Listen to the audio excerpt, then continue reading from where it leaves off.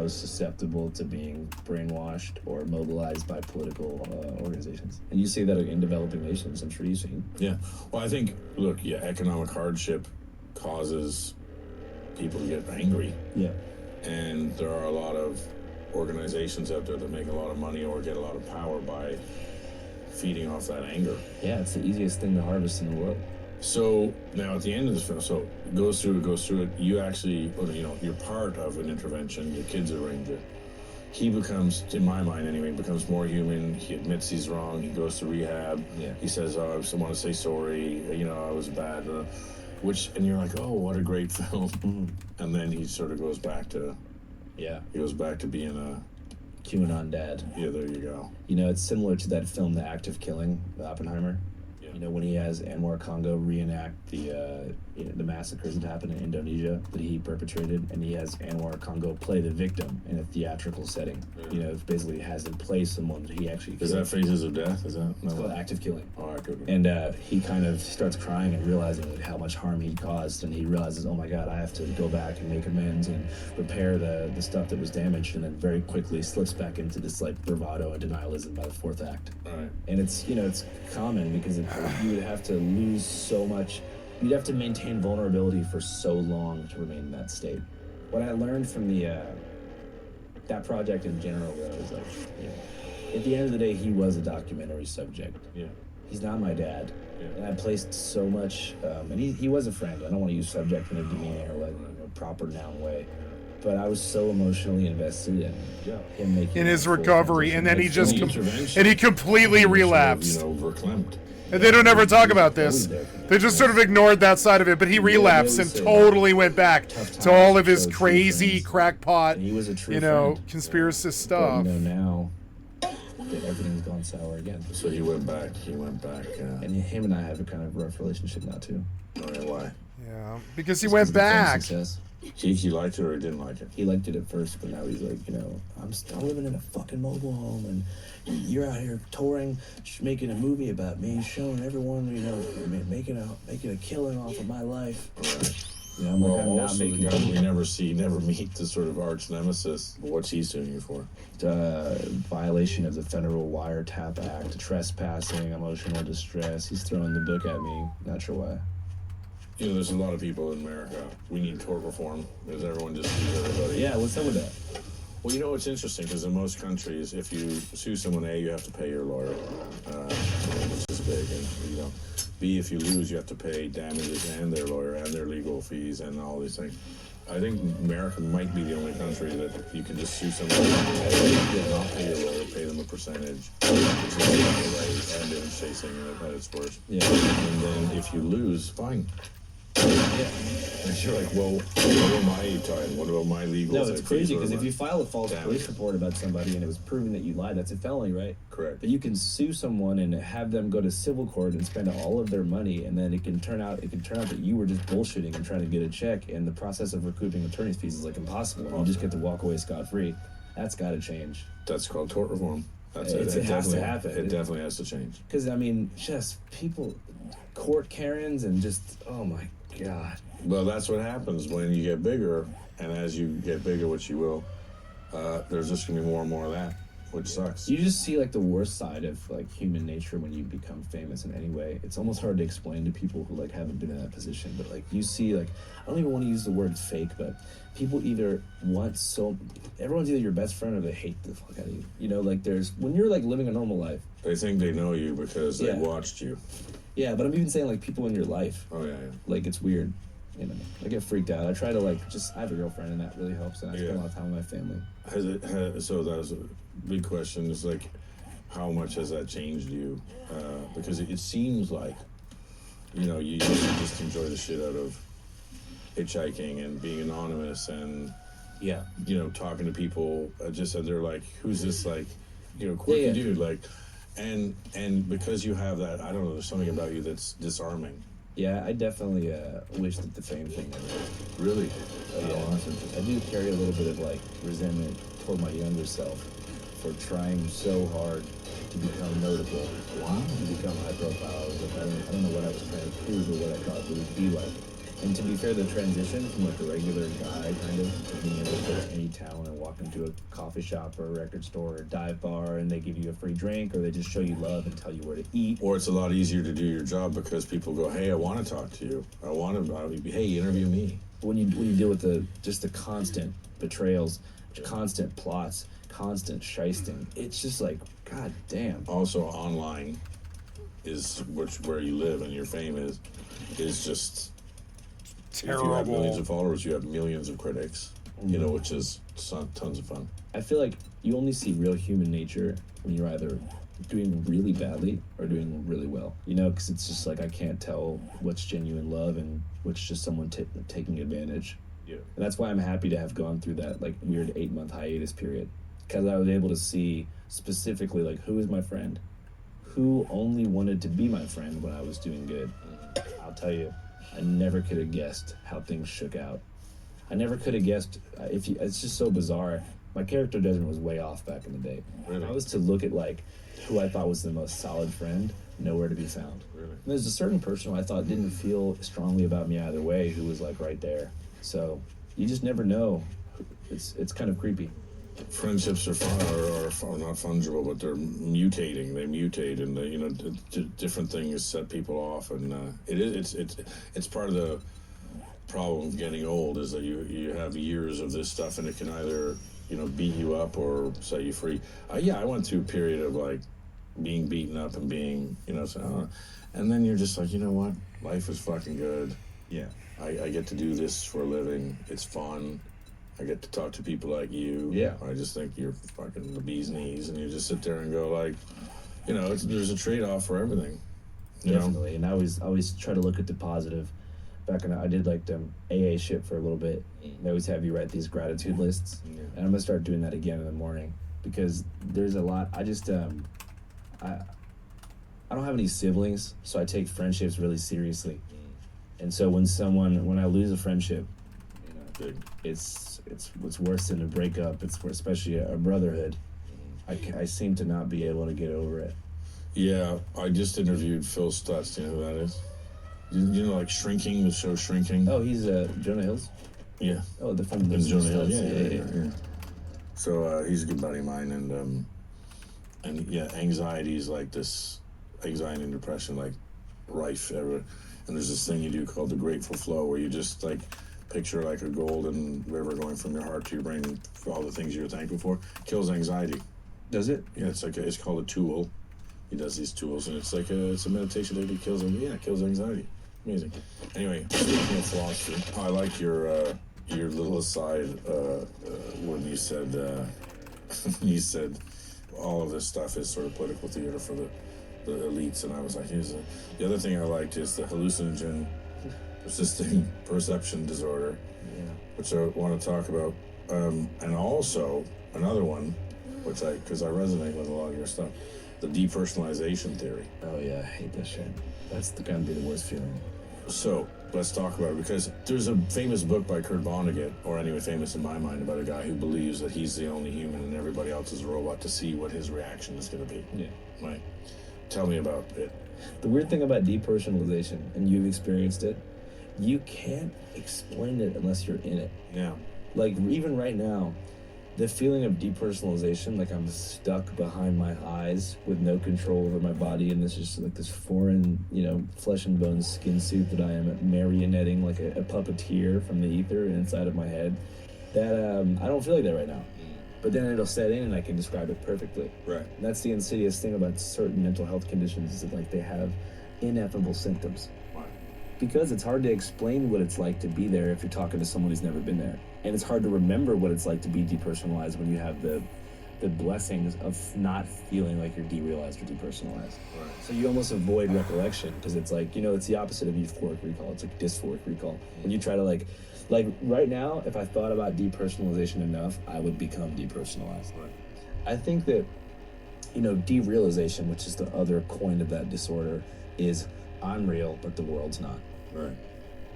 What's depersonalization? Depersonalization is the world is real, but I'm not.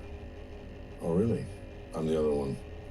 I'm real, the world isn't. And that's a lot better. Really? Because you can acknowledge my mom, she's legit. Right. My dog is real. The other one, derealization, is like, I'm real, and these fucking people are stick figures. These people are have no conscious feelings. Yeah. When you speak it out, you go, oh, that sounds crazy. Yeah, you do. I never thought about it. It does sound kind of narcissistic. Like, I'm the only guy. Exactly. But you're actually like, it's the opposite. Exactly, and that's the problem. Is it's like a mental thing, and then but when you air it out and someone goes, yeah, that's crazy. I'm not crazy, but it is crazy. But it's just funny. So when I heard you somebody talk bought about something, that, I was like, well, you know, very sort of And if anyone's listening right now, it fades. Depersonalization always fades. So just don't overthink it. It's gonna go away. And did you ever like go through like counseling? Yeah, a little bit, but the road is the best counseling. The road, highways. You know, just moving around, being at public events that like clearly are of significance. Yeah. You escape the monotony of your like manufactured routine. Yeah. You have to meet people.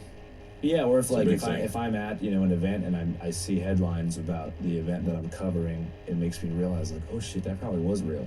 Yeah. It's a big thing in psychiatry. Is like you have to go out and meet people. Like you have to talk to people. Otherwise, you stay in your room and just get in your own head, kind of thing. Oh, so they recommend people with like any anxiety disorder just go outside. Just meet people. We'll go out, talk to people, meet people. First of all, do exercise. Secondly, go out and meet people. And there's a bunch of. I wonder if that's why depression rates are lower in more walkable cities with more pedestrian thoroughfares. That's probably true. And what about the hallucinogen persisting perception disorder? Yes. Go. I got it. So you did mushrooms when you were in grade 8? 9, beginning of 9. Smoking weed in grade 8 though. Yeah. You did a lot of mushrooms, and then. I didn't do a lot. I just did them too young. It was like a pretty normal dose, like a half an eighth of Cubenzis. Right. The cow shit ones, or like they might have been Liberty Caps, but yeah, I just did them, and yeah, my vision is still fucked up right now. Really? Yeah. yeah, Forever. Yeah, big time. TV screen. What does that mean? My vision looks like a TV screen that is on the channel. green, with static on. static. Clear right Yeah. now. Is that what they call, why you call your thing Channel 5? Because you look out of a TV screen all the time? I have it too at certain times in my Shit. life. I'm gonna tell Yeah, I you, hate it. It's called Channel 5 because of my vision. I didn't realize how much I hated it until I saw his It's called video Channel about 5 it. because in small towns, when people would bother us and they would try to like grab the microphone and like be like, yo, my Instagram is this. And if they would ask me, if they would say, yo, what's this for? And we said Channel 5, they would relax and they would get away from us. Because they would be like, oh, my grandma's gonna see that. Right. So it's a very regional specific thing that like at random towns, like in Tallahassee, Florida, if somebody was like trying to troll on camera and like fuck your shoot up, you could just be like, this is Channel 5, and they'd be like, oh, I gotta be on my best behavior, like my auntie watches that. Hi, it's Shane Smith. Now, before we get back to it, I wanted to let you know about my new Substack. I'm shanesmith.substack.com. Now, I'm going to be posting a lot of new content there, from extended versions of this show to behind-the-scenes stories from my adventures all over the world with Vice. Now, the best part, it's free if you sign up now. Where's your box So go to right here? shanesmith.substack.com and enter your email. That's it, shanesmith.substack.com. Or click the link below, and now on with the show, which rhymes with Bazango. Shane, you ever interviewed anybody from Hamas? Yes, I have. How are the vibes? You know, weird. I do a little bit of oat milk just to keep it turned I around. don't know that we have oat milk. Regular milk's good. Embarrassing. Super embarrassing. Yeah. Come on. Yeah, I'd say like to take a sort of Should we refresh Your what mods? I asked? no. Just diving into it. Yeah. Fucking in. But to take a card out of your deck, when you're interviewing somebody, like if they're running, you run. If they're eating, you eat. You do this, you do that. But like interviewing someone like from Hamas, or you know, I interviewed one of the head of the Taliban in like Afghanistan. You want to talk about? We started with Indonesia and Bali. When you go to Afghanistan, they say whatever you do, don't drink the tea. Just you know, you can't drink the tea because they get river water and you know. Yeah. And you're like, right, got it. And I'm terrified of this because I've been to so many places, and I have a couple rules, travel rules. One is like the lower the GDP, the better the chicken. because they're usually a yard bird and it's important, so they spice it and they do things and they make it delicious because it's a it's a big. Actually, that's also true in the United States. True, yeah. The lower the GDP, the better the kids, the better chicken, and the more you need a toilet, is exponentially how bad that toilet's going to be. So if you're in Japan, and you just are going to have a one wipe wonder, they have a thing with a music and a spray and a drying machine and whatever. And if you have malaria in sub-Saharan Africa, then it's going to be just arcing ropes of shit coming out of that toilet. Like, it's going to be really... It's so bad you can't go in the toilet. You've had malaria in sub-Saharan Africa? Yes. Not good. I've had everything. But the one I saw, I'm in Afghanistan interviewing the Lion of Panjshir, one of the heads of the Taliban. And he offers you tea, and you're like, no, thanks, it's okay. And they're like, no, you have to have the tea. Like, if you don't have the tea, it's an insult. You have to have the tea. So I ended up getting a flesh-eating stomach parasite, but I had to do this operation. It was like super bad, which again has not ended well. So, interviewing these people, you have to have some sort of way, like empathetic way, or and Jake, who's shooting this now, will say, Shane loves to wear an outfit, but what we would do is sort of grow your beard long. And if you wear like a sort of local garb or something, they're like, okay, we get it. Like, you're one of us, you're not wearing khakis and your ex-Marine combat boots and you're talking into your thing or whatever. You just go and they're like, okay, we're going to tell you, what it is. And I think that's part, like, when you go somewhere, you look like an everyman. Yeah. So they just go, okay, like, we'll just talk to this guy. You know what I mean? Yeah, for sure. And so, like, the everyman outfit in the Middle East is, like, more traditional clothing, like you wear. Well, I remember we had just been in Kashmir, and there's a particular thing that you wear in Kashmir, the Kashmiri chappal. We went into Afghanistan, we're interviewing the Taliban, they're like, oh, we see that you're one of our brothers, so we'll talk to you, kind of thing. Wow, so actually going to that. Yeah, definitely. Have you ever interviewed somebody that you were just made your skin crawl? You're like, this person's just straight evil? That's a good question. Yes is the answer. I had a bit of Stockholm syndrome with Colonel Butt Naked. But when he starts describing, like, I would cut the back of a kid and eat their heart as it's, and then we believed we couldn't be killed. You're like, that's like the worst thing on earth. Like, that you couldn't have said anything to me that's worse. And this guy's been kind of protecting you and been kind of saving you. And he's charismatic, so you're like, oh shit. Right. Yeah, he's charismatic, but he's also like a monster. Everyone you want to talk about, like, there's no money, like, everyone's, and like, so if you have shoelaces, or like, those are nice shoelaces kind of thing, like, it's like anything. And so he's but people don't mess with him, right? They know. And so he's kind of been protected. And so you're like, okay, well, and then when he starts telling his story, you're like, that's just, I can't even, I couldn't even conceive of that in like my worst nightmare kind of thing, or like in a movie. Like, I don't think I've ever seen that in a horror movie kind of thing. That was a pretty bad one. You're listening there going, well, what do I do? Yeah. You know what I mean? Like, how do you react to that? How do you react? You can't go, because if you go like, fuck yeah, people are going to think you're out of your mind. And then if you say, like, that's horrible, you could be putting yourself in danger.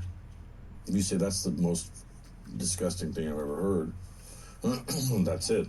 Yeah. So it's a real conundrum of, of what the hell you do. And, you can be morally outraged.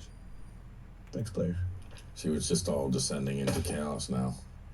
It's just people coming in and going. Hey, it's all good. Doors. It shows that you have a good setup. You're not just like Mr. One-Man Rogan over here. Well, you know what? I decided to do it in the house because I just want to have more of a talky relationship rather than, come into the studio. We're in the same field, man. Yeah. Do you ever have an office in Africa? Did we ever have an office in Africa? In the Middle East, not Africa proper. I was just trying to think if we did Cairo. I think we were doing a bunch of stuff out of Cairo at one point, but I don't know if we had an office there. Oh, South Africa. Yeah, we had South Africa. Johannesburg? Cape Town. I went to Joburg we did a thing with Diane Board there, and I Wow. absolutely hate Johannesburg. I like Cape Town. What's the vibe in Cape Town? I just know there's like sharks and they have that crazy prison gang. So Cape Town is like functional, sort of nice, a bit more bougie. Wine and things. Whatever. Oh. Joburg is like, I mean, that is race war going on. The whites hate the blacks, blacks hate the whites. Yeah, everyone hates everybody. And it's, everywhere's electric fences, razor wire. Oh, so machine it's guns. not like Milwaukee where there's like a dividing line. It's just like informal. There's dividing lines. Yeah. But I mean, even post-apartheid, like there's still like barbed wire fences and like strong, like Yeah, like if you're rich, if you have money, you have electric fence, barbed wire, everything around your family, your house. You have. Yeah. Wow, and the white people have the money still. Well, I'm not going to get into I'm not fully conversant on South African politics, but there is a sort of Indian population. Gandhi was from there, and so there's the Indian population was sort of middle class, and then there's there was black people who were poor and the white people were rich. The white people have been leaving. There's some still in Cape Town and stuff, but the Afrikaans, the Boers, the Dutch, whatever, they're kind of poor and fucked up and kind of rednecky. And then there's the ANC, there's big, huge townships, but there's a new sort of ruling class, black ruling class that's got money. And so it's now in sort of upheaval. Yeah, I mean, I've obviously seen a lot of stuff in the news, but I met a white South African the other day, and I was like, is that shit true? And she was like, no, there's no white genocide, I think. I was like, okay, good. I don't know. I'm gonna go out there. You should do it. Yeah. There is a thing. A guy won the Nobel Prize or the Booker Prize or something. Coetzee is his name. And he wrote a famous book about a white farmer and his daughter is there, and there's a house takeover and she gets raped. And this was a political tool that was used. I don't know if it's still going on or what have you, but it was a common tool to get rid of people, get rid of farmers. And I mean, this is not me, this is the guy who wrote the book. Yeah. And he won the award for it, but it's sort of explaining the crazy story that's in South Africa. You should go. Here's a great question. What would you do in South Africa? Who would you interview? What would you do? Like, what would you focus on? I mean, I would definitely take it from the fact that, like, we have a segue to going there because Trump just accepted all those white South African refugees, while simultaneously deporting all these people. So I think that you can kind of follow that connective tissue across the Pacific and figure out what the hell's going on. What is the new ANC? What's their agenda? What do the Boers believe? What is a South African redneck like? Is there cultural similarities to like the people, the Scotch Irish in the post-Confederate South, who also happen to feel strongly against some of the black. So sorry, buddy. Forgive my trespass. It's not intentional. I want to watch that. That sounds good, right? Yeah. When would you go? I'm not quite sure. That's the thing. One of the issues I'm running into right now is I'm expanding so rapidly that I need to have oversight in order to keep that same quality bar, because you don't want it to just start putting out shit with bad edits. So I haven't really had time to take a journalism trip out of the country in a long time. Of course, I just went to Indonesia for my anniversary. But yeah. Well, sounds I would good love to me. See that. Now, did you get the idea because of letting the Boers in? Yeah, I mean, I've always been curious about it, especially like, growing up online. Very good. South Africa was always like a big point of discussion. It's also just interesting. It's like kind of one of the last decolonized locations, right? Canada too. Canada, South Africa, Australia are like the three last outposts of like, I don't know. Maybe there's other ones. We'll have to unlock. Yeah, I'm sure there's a better way of explaining it, but I don't know. I just am interested by South African society. I've been to Nigeria. That's it. As far as Africa goes, I'm sure you've been all across. Nigeria is funny because Nigeria is like the Sicily of Africa. Basically, if you go to any African country, the Nigerians are running the mafia. Really? Yeah. Yeah, they control the Wi-Fi in Havana. You seen that? They have the Wi-Fi parks. Yeah. If you go to most African countries, it's Nigerians and Lebanese. It's a combination. The Lebanese are sort of the higher end, and the Nigerians are the muscle. What other cities do you like in Africa that you've been to? I mean, I like a lot of Africa. I mean, Zanzibar, one of the greatest places. No, you were talking about I was talking about with Jake. Jake and I have been to a lot of these places. Dakar. I was just in Tanzania and Kenya. It was great. I mean, Africa is beautiful, but it's so messed up. Like the resource curse is you can see it in every country in a different way. Like it's just one of my first things. I snuck into Darfur, with the Janjaweed and everything, and that was pitched to me as Arab on black, right? The Arabs were trying to get the blacks out, and you get there, they're just like, it's oil. Yeah. They discovered oil, and now they want to get the people out so they can get the oil. That was one of the first times. Like I'd never heard anyone say that. That was one of the first times you get somewhere, and it's just like, oh wow, that's a story I've never heard, and we just heard it for the first time, much like your grandmother. Yeah. Damn, bringing it back to the beginning of the interview. Yeah, there you go. Have you ever met Hunter S. Thompson? No. My dad gave me a signed first edition. It's probably the nicest present he ever gave me.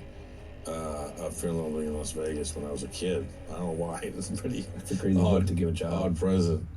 I love Hunter S. Thompson. Yeah, I'm going to Owl Farm in a few weeks to interview his widow, Anita. Because she feels like the last couple of years of his life were very misrepresented.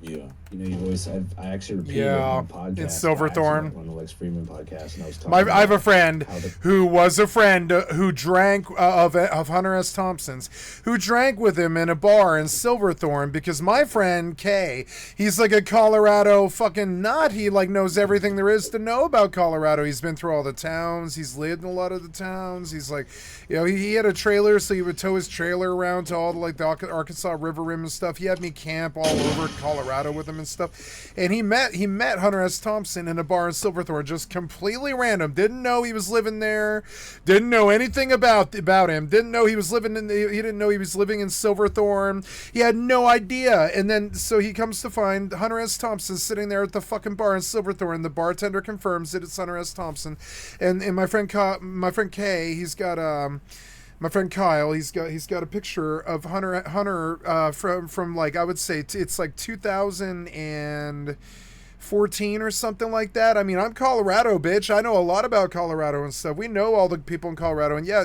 Hunter knew that Colorado is God's country or whatever, and he retired there in Silverthorne, and he became a mayor there in Silverthorne too. He like ran for mayor in Silverthorne. There's a documentary about it, and Hunter was amazingly like influential on my whole crew, and so was Carlos Castaneda. I mean, I don't know, drug guys. Bill Burr, not Bill Burr. What's his fucking name? The fucking Bill Hicks.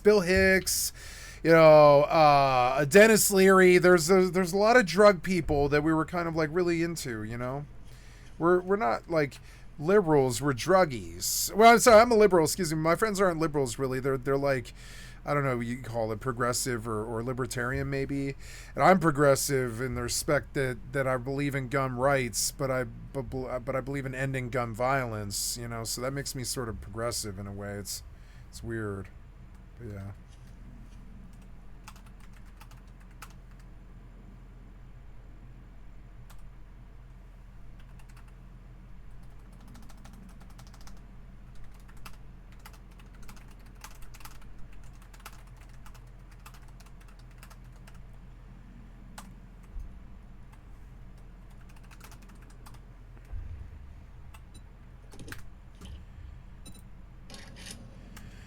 Okay, and I'm going on I'm gonna go pop on Mortal and see if I can't get a spawn.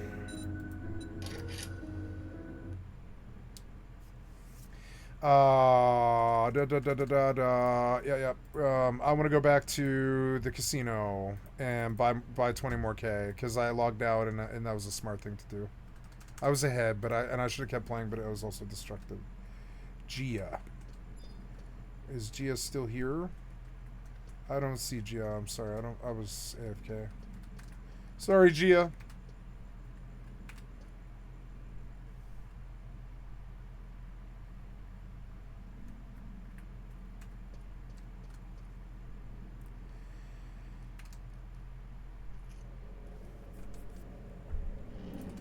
I wish to pop on Mortal, or no, I want to go on New World.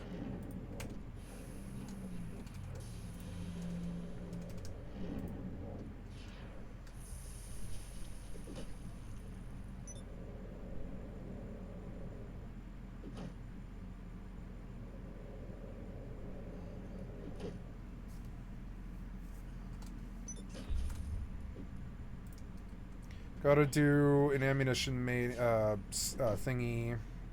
My supplies are down now, but my stock's up, I guess. Yeah, business battle is currently in process. I guess supplies are what you sell for money, I guess. So good. Yep. Kill this sapling. Now I want to start pulling with arrow, because it does so much fucking damage. Hey, look, that thing fucks up. That shit fucks him up. This is one of the better podcasts I've ever heard. There was a lot of really good information on this.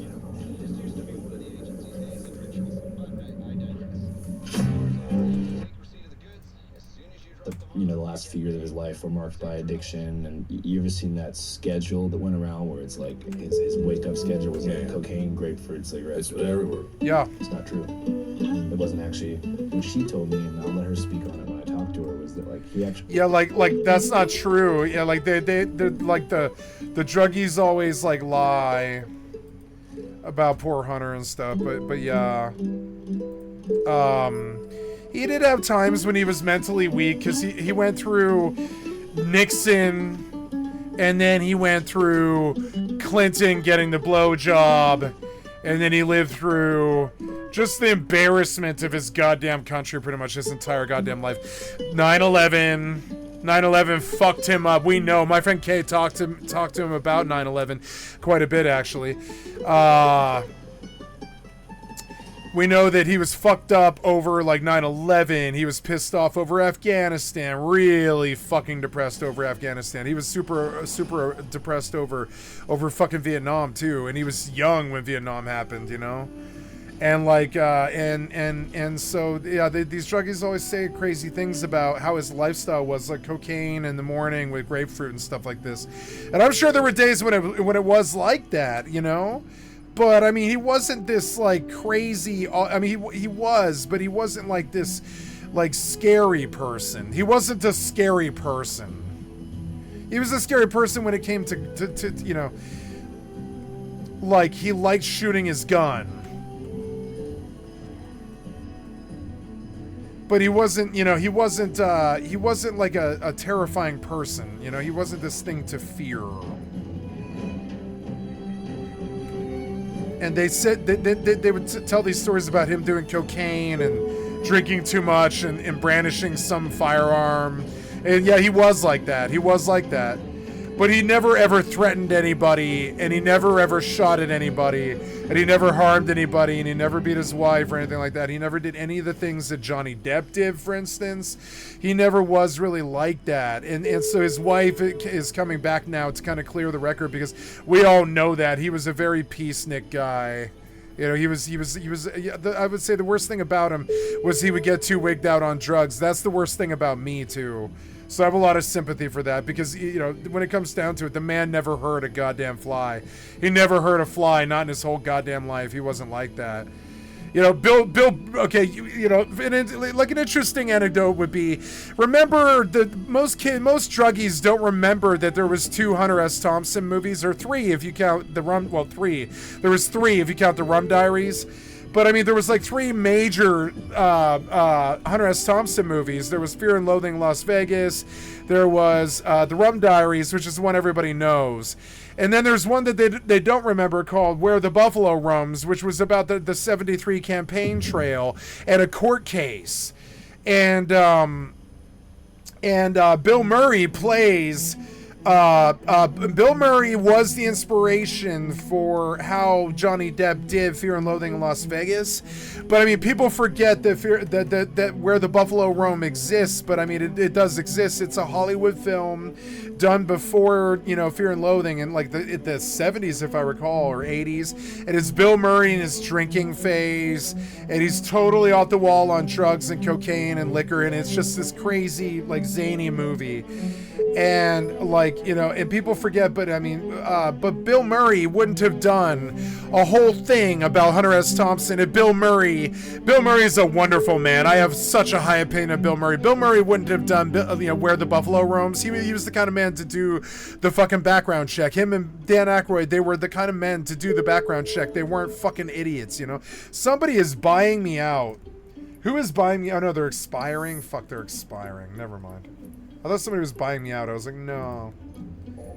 What was it? It was, oh, it was this unlimited one finally, yeah.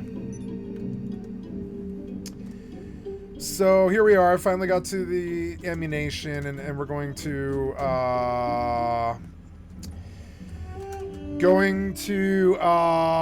what was I gonna say? Ooh, what's that? Modeling Swarm. A Princess Guitar. It's a music event. Yeah, New Worlds is a good kids game, I would say. And the music events aren't bad. Yeah. So I don't know if it's a kids game per se, but it's definitely like, you know, kid friendly. Okay, so okay, we're gonna say ammo 88.95.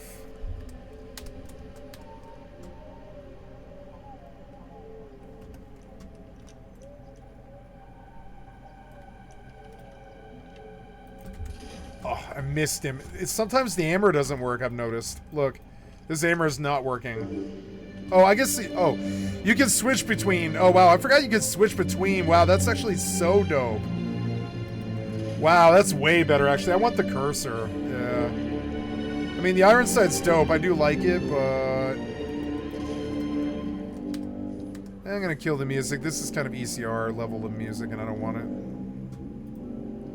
it. That's odd. They changed the music in... oh, no, somebody's playing a song.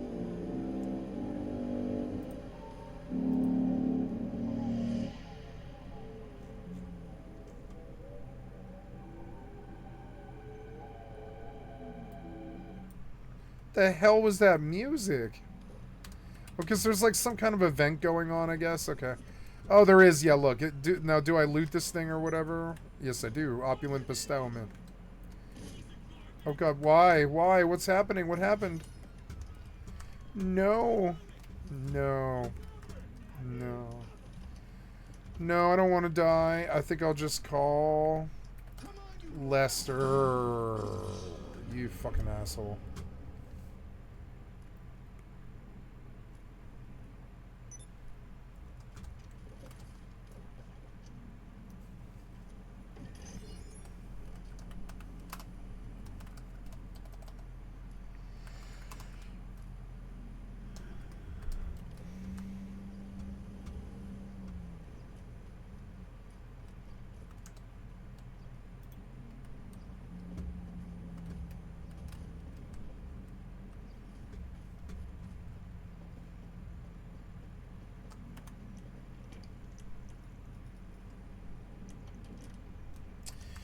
Well, that was annoying. I'm run across the street and go replace the armor that the cops took. Did I lose the money? You don't show me how much money I have. Yes, you do. Never mind. So money and services. Nope. Money and nope. Money and services. Deposit.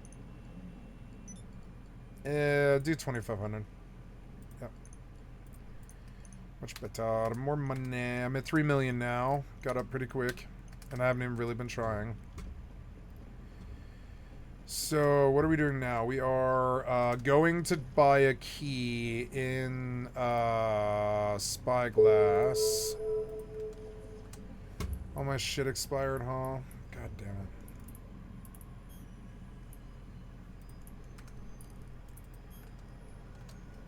Actually wanted to be a straightforward sports writer at the end of his life. He didn't want to be Mr. Crazy Gonzo, drug man, fear and loathing. He wanted to be a straightforward sports analyst. Yep. But he wasn't taken seriously. by a lot of publications, because this is still the time of early 2000s. There wasn't a Vice. Yeah, they just done Fear and Loathing about him. Alternative You know? shit cool. It was just like, you're crazy, and we don't want to have you writing about serious sports franchises because we don't trust you to not falsify information or do a prank. Yeah. And so that apparently led to some of his depression later in life. And I could be botching it, but I'm excited to talk to her because she hasn't spoken about. Wow. Oh, he's doing an interview with her? Huge, because That's huge. I can't wait for that. Andrew's doing a fucking interview with... I would love to do an interview with Hunter's wife. I think that'd be amazing. you know, you were giving me props, I'm giving you props. You got to give the OG props. I mean, he started the whole thing. Yeah, you Gonzo. did. What? Yeah. Who was Gonzo before him? I don't know. I mean, I'm just saying, maybe you know more than me about that. I'm sure there was people out there. Graham Greene. Yeah. You know, I like Graham Greene, and he did our Man in Havana, and then... Graham Greene. I don't know anything about Graham Greene.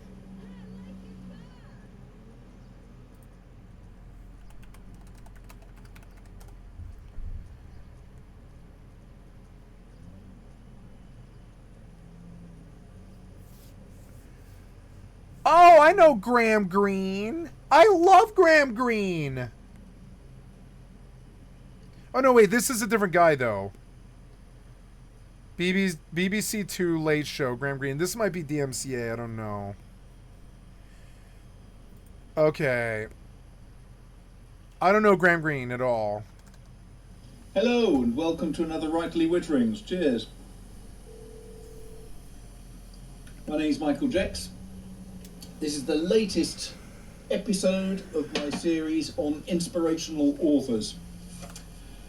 And this one really is an astonishingly inspirational one. He's written a lot of books. I don't know how many books Graham Greene has actually written, but he has a mixture of religious books, hilarious antics. He's got really quite bleak, dark books. The Confidential Agent is absolutely superb. Brighton Rock, a book about thugs and lowlifes in Brighton, was a stunningly not just evocative but very perceptive in the way that he talked about the different people involved.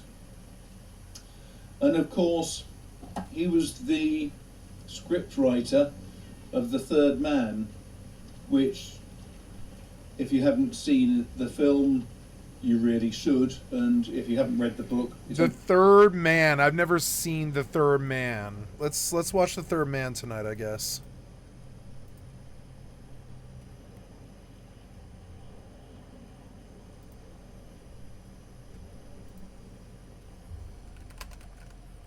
I'll watch that in an hour. 1949. God damn. Yeah, wait. I might have The Third Man. Isn't that what's his name? Is it Hitchcock? Maybe. 1949. The Third Man.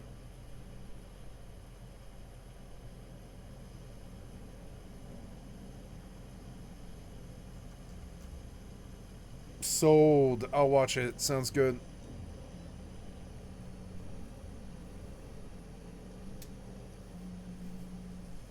A level 800's guide to lazy money in GTA 5 before GTA 6. Wow, that's like perfect for what I'm looking for. So GTA 5 is in a perfect state for people who don't want to fight for every dollar they make. Passive income is the best way to make easy money, and there are plenty of ways to do it, most of which only require a few minutes of your time each day. I don't use any Rockstar disapproved glitches during my dailies, so no chance of being banned. Plus, everything can be completed solo and in an invite-only lobby, so no chance of getting griefed either. This is how to be fully passive about making money in the twilight years of GTA Online. Hells yeah, that's what I'm doing. I'm smart. Thank you. I came looking for this and I found it. Thank you. I came looking for this. I would type, but the piece of shit software developer sucks too many dicks. Gotta get those dicks out of your mouth, you fucking piece of shit software developer. Why did you mute this and go crazy? I'm trying to type a comment, you fucking idiot. Thank you. I came looking for it. Was not disappointed.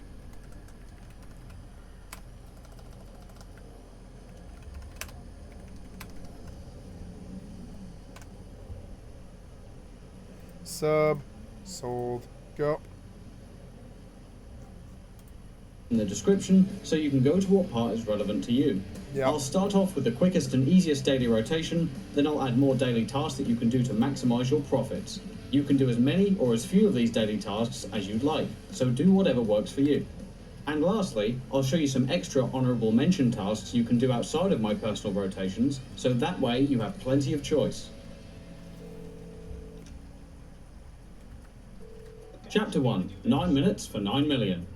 Most passive income properties require you to be logged into the game to have an active cash flow, but there is one business type that still gives you income while you're offline. The CEO cargo warehouses and the air freight hangar cargo all have a technician on side that can source crates while you're logged out of the game. Each technician can source up to 3 crates every 48 minutes in real time, plus sometimes a special item on top of that for the CEO warehouses. This means that you can log onto the game, visit all 6 technicians, then log off. You can either log back on after 48 minutes to send them off again, or wait until the next real-world day and have gained up to 18 crates, plus special items for a few minutes of your time. Now the profit. I'm going to use the 111 crate warehouse as the benchmark, as that's the best size for making the most money. Each technician charges you $7,500 each time you send them on a mission. So if you get lucky and get 3 crates every time until it's full, it will only cost you $277,000, which is less than filling it yourself. If you're unlucky, however, and they only source a single crate each time, you'll be paying out $832,000, which, yes, is more than doing it manually, but it requires way less work. One full 111 crate warehouse sells for 2.2 million, so you can make a maximum profit of 1.9 or a minimum profit of 1.3, which is nothing to shake a stick at. If you have all 5 of the CEO warehouses, that's a max profit of 9.7 million or a minimum profit of 6.9, plus any special items you get along the way. The hangar cargo isn't as straightforward, as there are 8 different types of cargo that give extra money bonuses based on how many you sell, and as the technician gives you a random type each time, there is no easy way to predict your earnings. I can, however, give you the best and the worst cases possible. The technician rooster... See, I don't know. I don't have to do all this, because all I have to do is go to casino and win, you know? So where am I now? I'm going to... oh, yeah. So I probably want to open that crate. Man. Ooh, 200 gold. Look at all these chests from the ECR. Oh my god.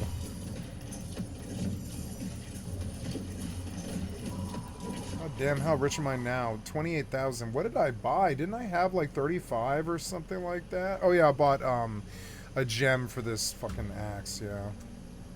Boy, that axe looks really good. It's kind of a shame I can't totally see it though. And I think I understand now why I put the FOV of 50, because it is a little zoomed in. Maybe we go to 50, I guess, so I can see the weapons. Yeah, how's that? Can I see the weapon now? Yeah, I can see the weapon now. I would prefer that. Yeah, that's a better, I think, 50 FOV. Maybe I should change GTA to 50 FOV too. Let's see.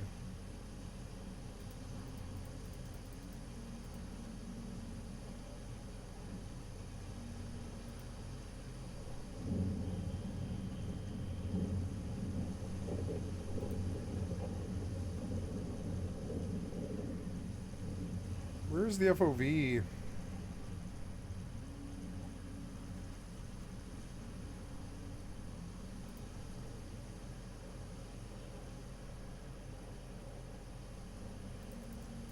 So what's that? That's got to be like 40, right?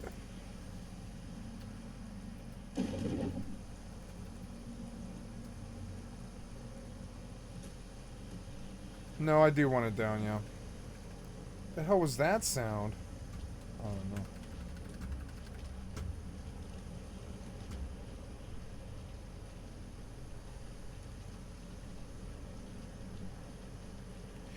Yeah, when GTA 6 starts, it's gonna be slow, huh?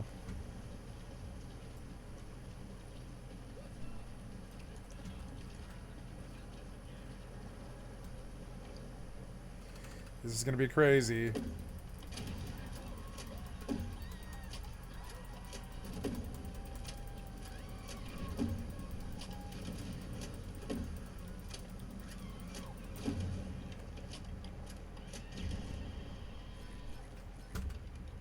Drill kill.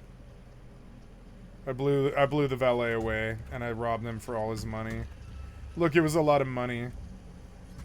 No, it was like I don't know, $300-400, but I mean it's still $300-400 that I don't have. So, and now I go get RP for killing all these people and dropping the cops by walking into the casino. Did you freeze? What happened here? Oh, I think you froze or something. What? Oh, maybe it's just loading. I don't know.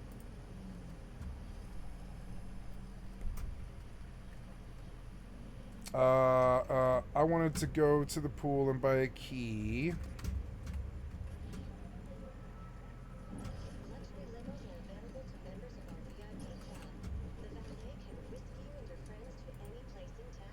Key.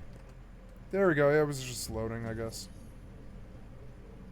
291K. What the fuck? I like won all those bets. I did. 291 chips. Jesus Christ. Acquire 20K more. Yes. Let's just keep going. Back to the fucking horses. I'm gonna gamble for an hour.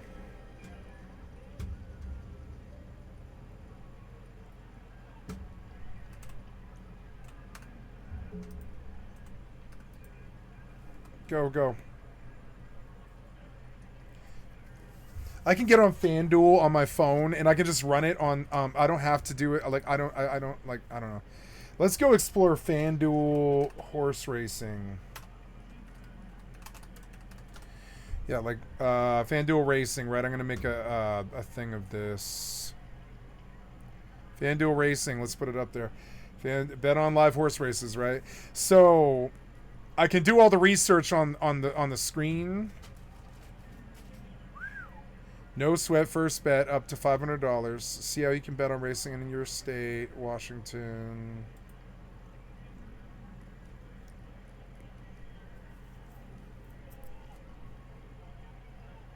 Live streaming for 300 plus tracks, free race predictions and expert stats to help you win.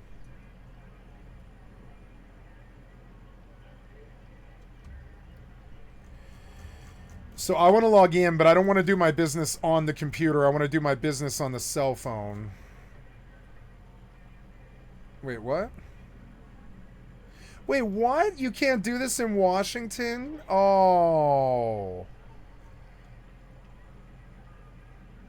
Oh, no, this is sports betting. No, I don't want to do sports book. No. I want to bet on live horses.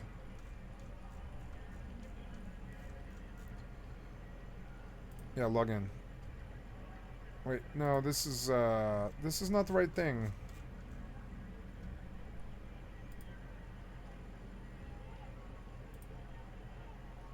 Here we go, FanDuel Racing, right? So anyways, Hippie Crack won. Oh no, Hippie Crack, place bet. Hippie Crack, 23-1, Blue Dream, Mistriggered, Square to Go, Los Santos Savior. I'll take a swing at that.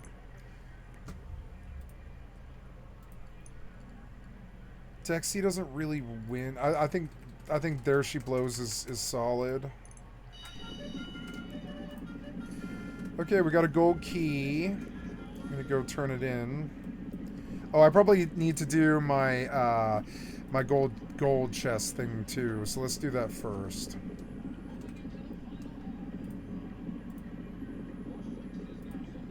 Charges 25k every time he sources crates. So if he manages to get 3 crates each time, it will cost you 425,000 to fill the hangar, or 1.2 million if you only get 1 each time. If by some miracle you get 3 crates each time and get 50 Dr. crates D's of either reigns, medical, God damn it. chemicals, or narcotics, you can sell the full hangar for 2.5 million, giving you a maximum profit margin of 2.1. You can increase your sell amount by 10% by owning the new Higgins Helitours, which pushes your maximum profit to 2.3 million. If you have random crates, and you probably will, you'll be able to sell for around 1.8 million, giving you a minimum profit of $550,000. Now, you may be thinking that that sounds quite low compared to the CEO cargo, but the main difference is the hangar can fill up 2.2 times each time an 111 crate warehouse fills up, as it only holds 50 crates. If we scale these numbers up to match 111 hangar crates, your maximum profit will be 4.7 million versus the 1.9 max profit from the 111 Snatched your CEO mama. crates. Putting all 6 warehouses together, 555 CEO crates and 50 hangar cargo, plus the extra 10%, will yield you a maximum profit of Gonna 12 shoot for million, Dancing or Pole. a minimum profit of 7.4 each time you sell all 605 crates. As there is a very slim chance you'll get the god tier luck and get 3 crates every time from every technician, your warehouses will fill up at different speeds due to getting between 1 to 3 crates from each source. This means you won't be selling all 6 warehouses one after another. There will likely be gaps between them. Just a side note, I've been told that this does not seem passive to me at all. something called a ghost raid can occur on the CEO warehouses where you've been raided without your knowledge and you lose crates. Salt and sauce. I didn't realize salt and sauce was in this race. 77 crates in any given What? warehouse. I've never been raided nor ghost raided before, so I would take the risk with the 111 crates as you'll get more money that way. It's up to you though. Chapter 2. Real World Daily Rotations. All other dailies you can do only give you passive income while you're playing the game, and the money they generate only gets added each in-game day or every 48 minutes in real time. There are Come on, plenty number of tasks 5. you can do, and if you do all of them, you'll be in the game long enough to see a full day pass.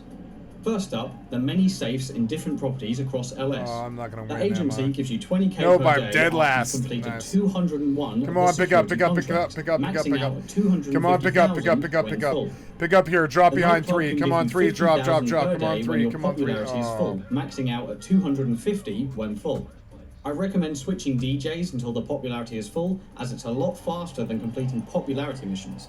If you have the terabyte, you can bypass the cutscene and switch DJs in a matter of seconds. Whenever you go to collect your money from the nightclub, there is a chance a random mission can appear that will increase your popularity and give you a 10k bonus. These chance missions are usually super quick, like just throwing someone out of the club. The arcade can give you 5k per day when your arcade is full of machines, maxing out at 100k when full. Luckily, you can reuse the same machine over and over in the editor to avoid having to buy all this stuff, saving Ooh, did a I chunk of win? cash. I don't think so. The garment factory can give you 2k Mud per day Dragon. just by owning the property, maxing out at 100k when full. However, it is incredibly slow. The new car wash can give you 30k per day if you own everything in its list, maxing out at 100k when full.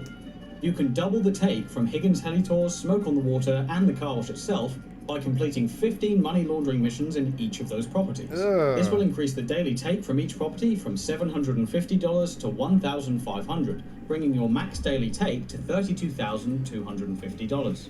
The bail office can give you 10k per day if you send off both agents each day, maxing out 100k when full. The salvage yard can give 20k per day if you keep the tow truck side of the business active, maxing out at 250k when full. You need to salvage 4 vehicles initially to get the income to the 24k mark, then salvage at least 1 vehicle each Bleed in-game me, day to baby. keep it there. Plus, each car you salvage also gives you some extra cash once it's in pieces. Alright, now for the daily rotation that you can do once per day or every 48 minutes in-game. I'm going to list these via passive type rather than location on the map, as you may not own the same locations I do. Starting off with the classic spin of the wheel that resets bang on 24 hours after your last spin, along with the free 1,000 credits that can be converted into cash. As mentioned in Chapter 1, I go to each of my 6 warehouses and send off all my technicians. If any of the warehouses are full, I will sell them. If a warehouse is full but contains special items, I'll sell those first, so I can get the full 111 crate bonus from the warehouse.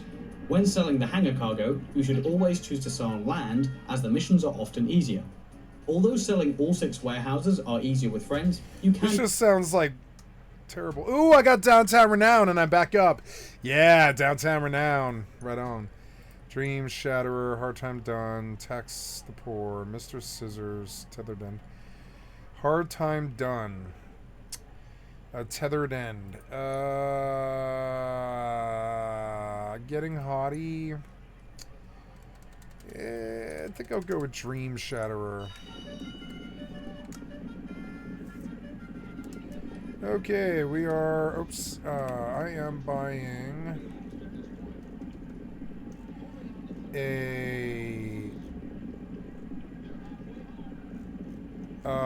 I should be buying... Oh, did I buy it? I guess I probably bought it, huh? Or no, I didn't buy it, no. The Cache of Gold Matter.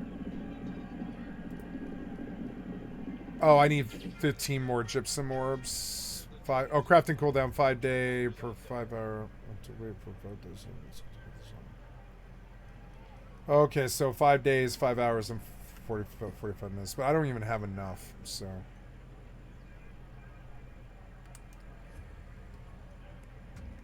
Nice. Is there another medley reward thing here? No. Oh, yeah, season reward is one of the reasons I came in.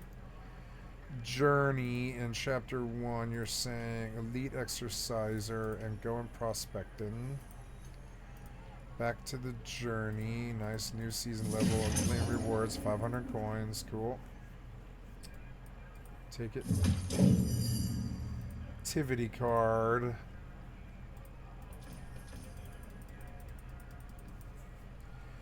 Alright. Oh, I caught Dream Shatterer. Nice. View bet. Place bet. Dream Shatterer over Worth the Kingdom. I'll take Worth the Kingdom on this one.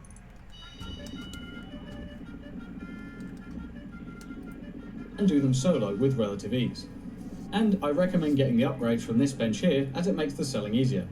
Next, I check on all of my safe properties and do what is needed to keep them running. You'll get a notification when the safes are full, so for the agency, arcade, garment factory and the car wash, there is no need to visit them unless the safes are full. The other safe properties all require extra work to keep them running. I go to my nightclub to check the popularity and the stock, and of course, the safe. If the popularity is lower than 5 bars, I'll either use the terabyte or the master control terminal in the arcade to get it back to full. You can use the nightclub terminal, but it's a lot slower due to the cutscene. If the stock in the nightclub is around 900k to 1 million, I'll sell it. Here are the stock options I use for my nightclub, if you're interested. I'll make my way over to the bail office to check the safe, and send the agents on their way. Then go to the salvage yard to check the safe there, and do a tow truck mission to keep the cash coming in. I check that my laundering businesses are still operational by calling RAF, and checking the heat stats, and if they're above 90%, do illegal work to cool them off. Next, I go to the auto shop and the biker clubhouse to send off the 3 customer vehicles and all of them combined, then head over to my office to sell the special export items for a bonus 50k. Finally, I check my remaining 2 stock businesses, those being the acid lab and the bunker. For the acid lab, I call it in, check the stock, and sell if it's full. I also ask Mutt to buy some supplies if needed, and double the production speed while I'm there. The bunker is as easy as ordering supplies if I won on Worth the delivering Kingdom. the stock from one set of supplies. That way, you guarantee 1 vehicle. I didn't bet. Those are the daily tasks that thought I I do bet, each day no? that are both easy to complete and give the safe some time to build up. But there are more options for you to choose from. Chapter 3. Honourable Mentions and Extras. These dailies fit the same criteria as everything in Chapter 2, but I just don't do them. And just like in Chapter 2, it's up to you whether you add them to your rotation or not. First up, we have the biker businesses. Similar to other stock properties, you can gain supplies by buying them, making everything but the sell missions fully passive. Like the CEO office, the bunker also has some extra supplies you can sell for 50k, but people will chase you while you deliver them, hence why it's in this part of the list. You could do any of the passive delivery services to earn some extra money. The Group 6 deliveries pay the best at around 18 to 20k, but are a one and done and have people chasing you. Whereas the Quickie Farm gives you a fast car and $2,500 to $7,500 per delivery depending on distance. The pizza delivery and taxi services, whereas the Quickie Farm 18 to 20k, but are a one and done and have people chasing you. Whereas the Quickie Farm gives you a fast car and $2,500 to $7,500 per delivery depending on distance. The pizza delivery and taxi services are also options if you want, but pay less overall. The rest of this list is do daily or weekly challenges, complete daily objectives like the purple dealers and delivering daily vehicles that randomly spawn, and doing anything else you want in the game. That could be messing around with your friends, taking a relaxing flight over LS, or AFK in a taxi journey. The choice is up to you. I have included a link to a very helpful site that gives you locations of daily objectives and collectibles in the description if you want a guide on where everything is. Another quick mention, if you want a safe way to AFK, simply order yourself a taxi while standing in this location. Set a waypoint to this warehouse, or where it would be if you don't own it, then get your taxi to take you to this location. For whatever reason, it will get stuck on the gate and let you AFK indefinitely. And that's it. Everything I could think of that you can do each day in GTA 5 to get loads of... Wait, that was a really good tip at the end. That was a really good tip. Simply order yourself a taxi while standing in this location. Set a waypoint to this warehouse, or where it would be if you don't own it, then get your taxi... Wait, where? ...in this location. Set a waypoint to this warehouse... Okay, so down there by the airport is a warehouse called the Owned Warehouse 3. The Owned Warehouse 3 is a way to just safe log without getting kicked out all the fucking time if I'm downtown. And I just go there, yeah, hop in a taxi, drive there. Yeah, why not? And for whatever reason, just never logs you out. Why is this thing 68? Seems higher.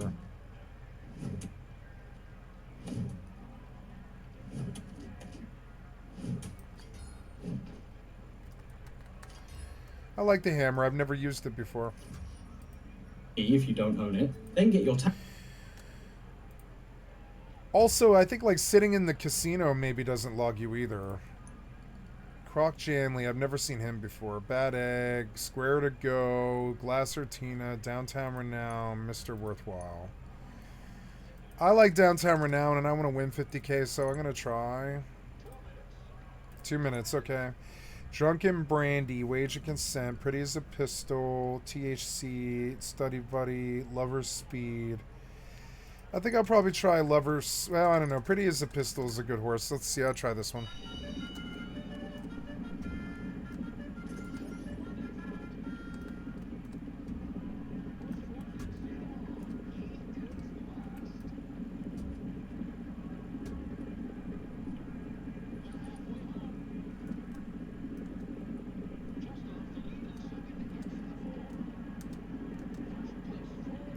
Oh, Lover's Speed, I think. Lover's Speed always wins. No, wait, no, wait. Oh, it's so close. It's always Lover's Speed, though. I'm learning that Lover's Speed is actually a really good horse, and I keep fucking up. Oh, well.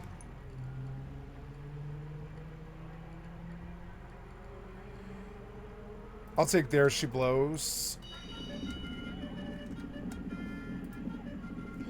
So, okay, so upcoming races. Ajax Downs, AR San Andreso simulcast.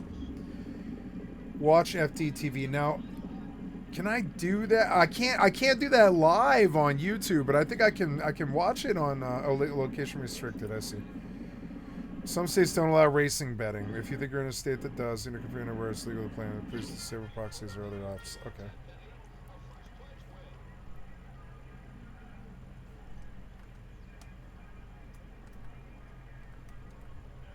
Maybe I will pay for a dedicated IP on NordVPN so I can like do this stuff.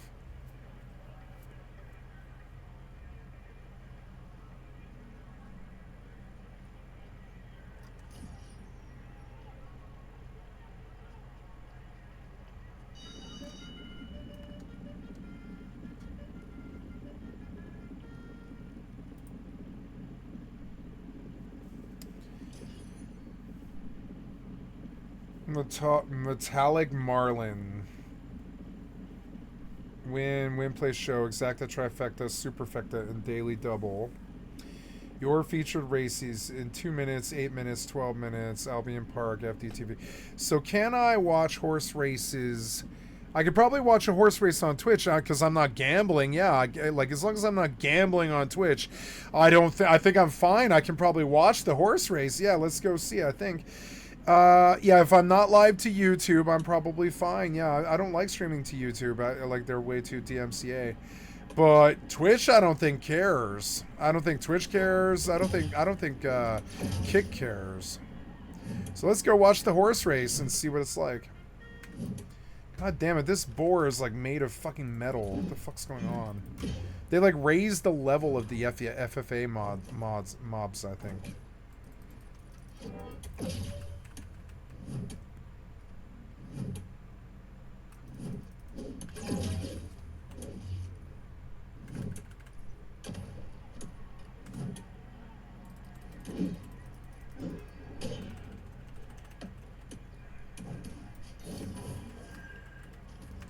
Wait, do I have... Oh, I do. I've got a Warhammer skill. So, buy that thing, yeah.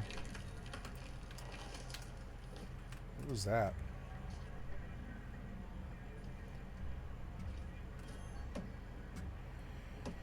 Maybe I think the free-for-all thing has, like, burnt out. Oh, I'm that full? There's no way I'm that full. Am I still over? I am still over. Crack like something. Yeah. Oh, never mind. I got a lot of stuff to crack. Never mind. So, yeah, just crack everything under, I don't know. It doesn't matter. Everything under probably, honestly, 698. Yeah, like 694 something.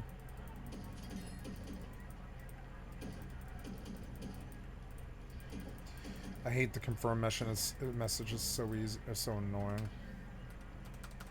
There's no button I can press or anything. What about a Y or anything? No. God damn it, you're so annoying.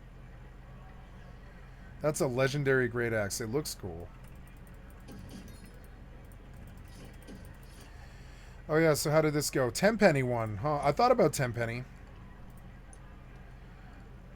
Lonely Stepbrother, Getting Hottie, Durban Poison, Friendly Fire, Invade Grenade, Lonely Stepbrother.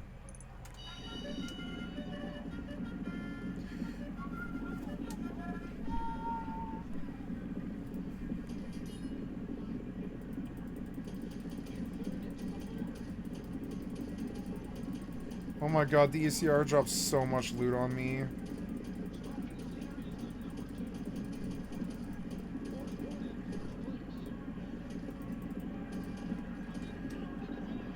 Oh, I didn't get this. 20 to 1. There's no way. Durban Poison.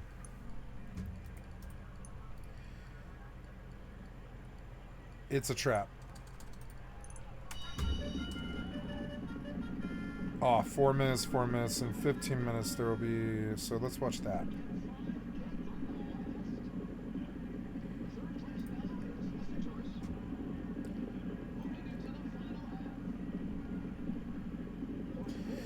Ah, cool.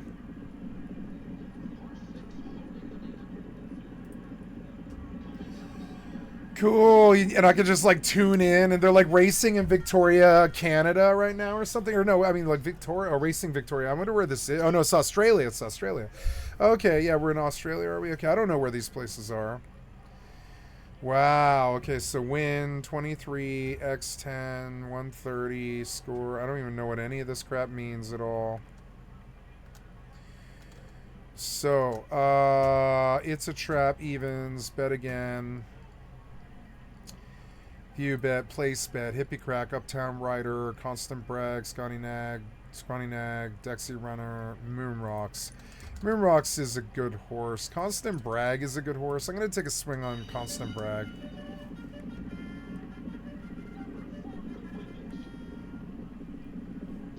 This is cool. So... Cool. So I'm gonna get into horse track betting. I'm gonna do this, and like I can totally do this.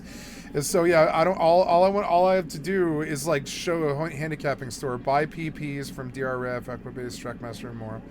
Free pass performances, perfect opportunity to improve your chances. Free pass performances, race replays, watch replays from result of race, FTTV picks. Unsure what to bet? Our expert team can help. Horse racing 101. Get to know the basics. Ah, okay. Ooh, maybe they have a really good fucking video that teaches you really well. So, okay, so... Oh, Moonrocks didn't win. Hippie Crack won. Fucking Hippie Crack. Lover's Speed is... I don't know. Salty and Woke sometimes wins. Blue Dream... Take a swing at Blue Dream over... No, I know Lover's Speed is a hot horse right now. I'm just going to try.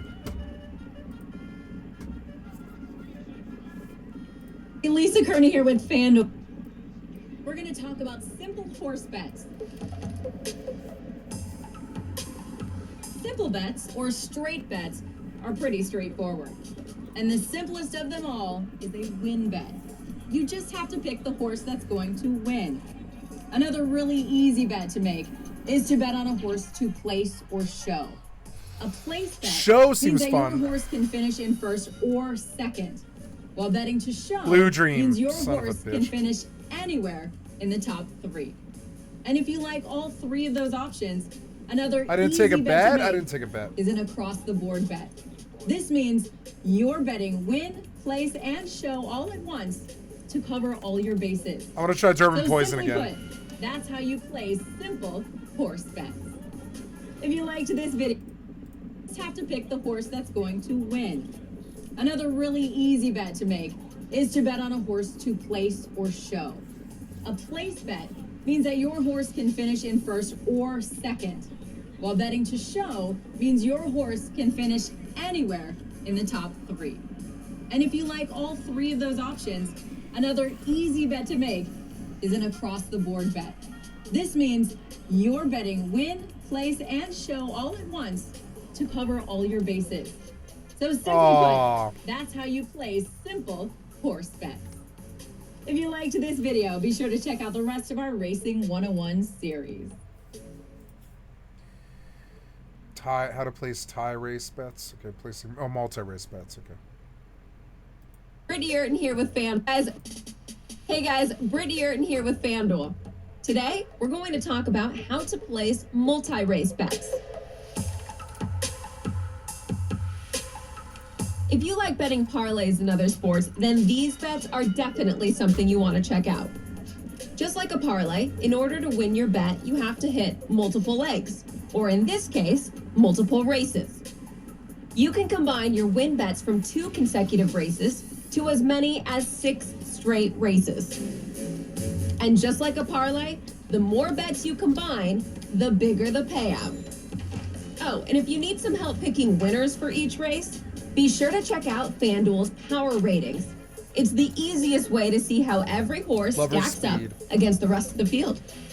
So, the next time you want to bet more than one race, you know just which bet to place. If you like this video, be sure to check out the rest of our Racing 101 series.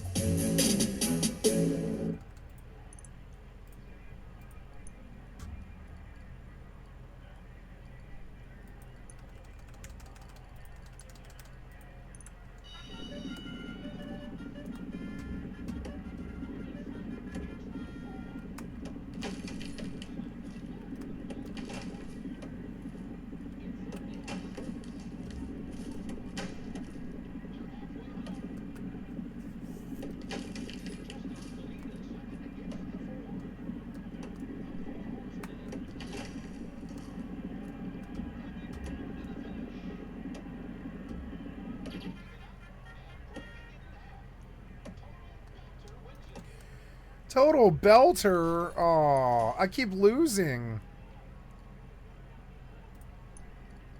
I haven't won in a while.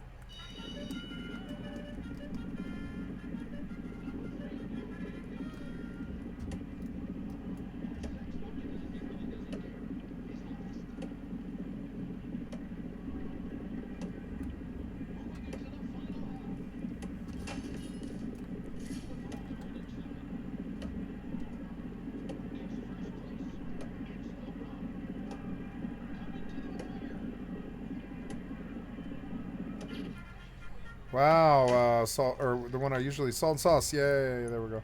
Nice, I won that one. Dancing shoes, nun's orders, it's a trap, scissor. I'm gonna play tick evens. Hey guys, Brittany Earton here with FanDuel. Today, we're going to talk about how to place multi-race bets. Oh yeah, multi-race bets, yeah. If you like betting parlays in other sports, then these bets are definitely something you want to check out. Just like a parlay, in order to win your bet, you have to hit multiple legs, or in this case, multiple races. You can combine your win bets from 2 consecutive races to as many as 6 straight races. Darling Ricky. And just like a parlay, the more bets you combine, the bigger the payout. Oh, and if you need some help picking winners for each race, be sure to check out FanDuel's Power Ratings. It's the easiest way to see how every horse stacks up against the rest of the field. So, the next time you want to bet more than one race, you know just which bet to place. If you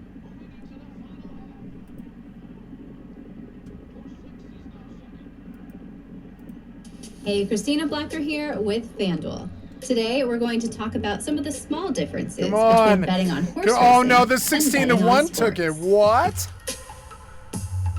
Nighttime. One of the cool things about horse racing is there's no off season, so you can get in on the action year round. Year round, there's no off Right season. out of the gate, the first thing Cool. There's no off season in this. So you can just do it year round.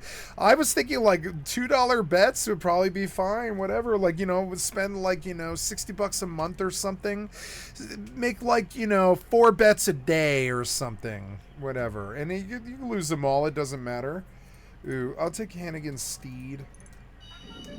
Horse racing odds look a little different. Yeah. That's because they're shown as fractions. But hey, it's not as complicated as it seems. Just remember, the bigger the number, the bigger the long shot.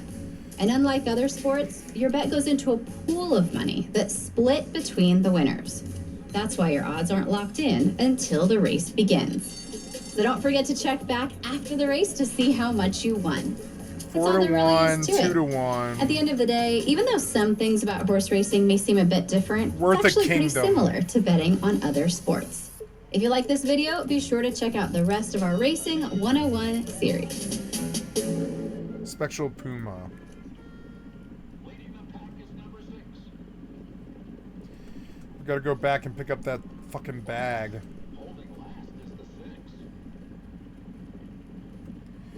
Did I lose that wood? I did, huh? Yeah.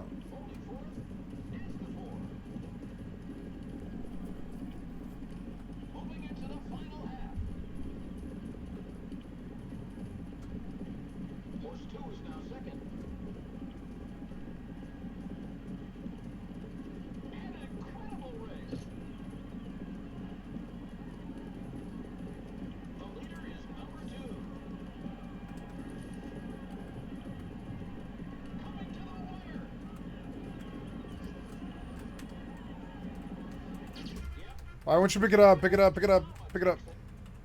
No, oh, I can't pick it up till I'm out of free-for-all. Okay, well then, let's just zone these mobs or whatever.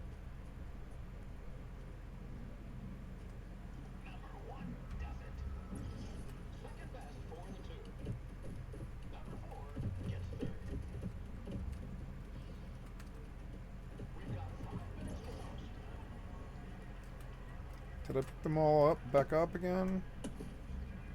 Wait, what happened there? Did it disappear? Oh my god. I did not see that loot pop. I don't know. Oh god, these things hurt now. Really bad. They're like way higher than they were before.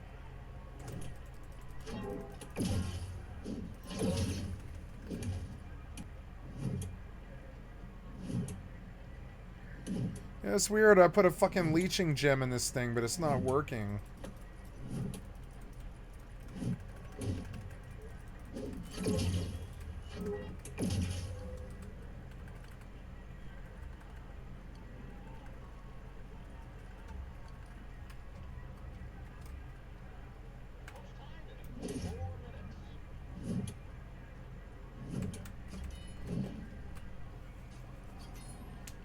Kind of a downward swing, sort of interesting. Lead is out, is who I'm going to bet on. Deadhead Hattie, or Microaggression sometimes wins, but yeah, I'll probably try him. What are we at, 221? I'll bust down to 200 and stop. Durban Poison. I want to try, oh no, Bleat, I want to try Bleat Me Baby.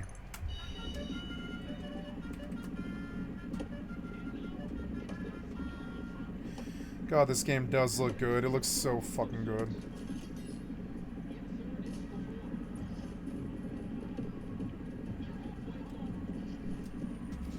The optimization of this game was not great when it first started.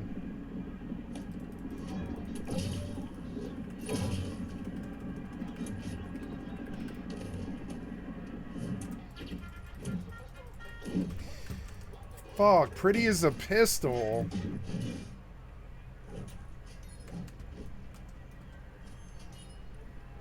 Pretty as a pistol, damn it.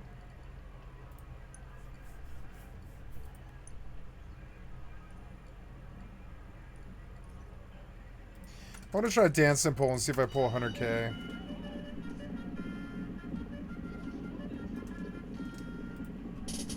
Hey, Christina Blacker here with FanDuel. Today, we're going to talk about some of the small differences between betting on horse racing and betting on sports. I like this. One of the cool things about horse racing is there's no off season, so you can get in on the action Cool. year-round.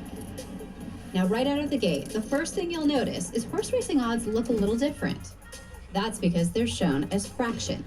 But hey, it's not as complicated as it seems. Just remember, the bigger the number, the bigger the long shot. And unlike other sports, your bet goes into a pool of money that's split between the winners. That's why your odds aren't locked in until the race begins. So don't forget to check back after the race to see how much you won. That's all there really is to it. At the end of the day, even though some things about horse racing may seem a bit different, it's actually pretty similar to betting on other sports. If you like this video, be sure to check out the rest of our Racing 101 series.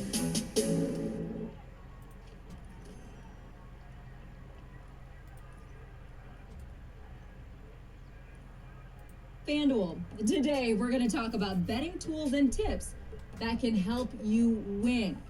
Sound good? Let's get started. FanDuel offers a bunch of tools that are super easy to understand and can give you a leg up.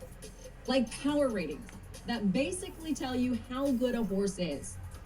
Or high speed to show you how fast a horse might run. And winning percentage, which is exactly what it sounds like, the percentage of times the horse has won a race. At the end of the day, all you really need to know for any stat is, the higher the number, the better the horse. But maybe you want to skip all that and just cut to the chase. In that case, just check out our free picks. We have them for every race. These are just a few of the tools that are there to help you win right out of the starting gate. So go check it all out right now. And if you liked this video, there's plenty more in our Racing 101 series.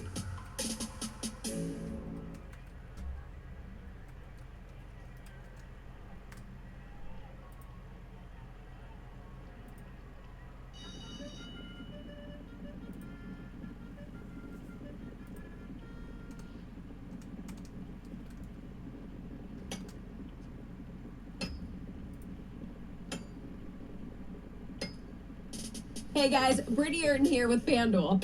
Today, we're going to talk about exacta and quinella bets. For both an exacta and a quinella, you're picking which horses are going to finish first and second. But there is a slight difference.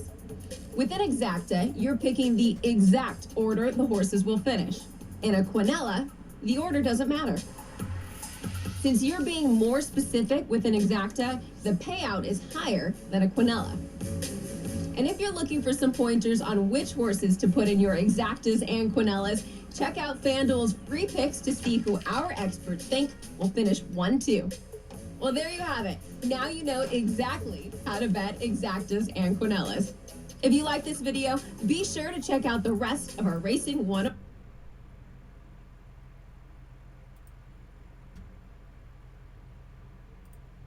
It's informative. I like it.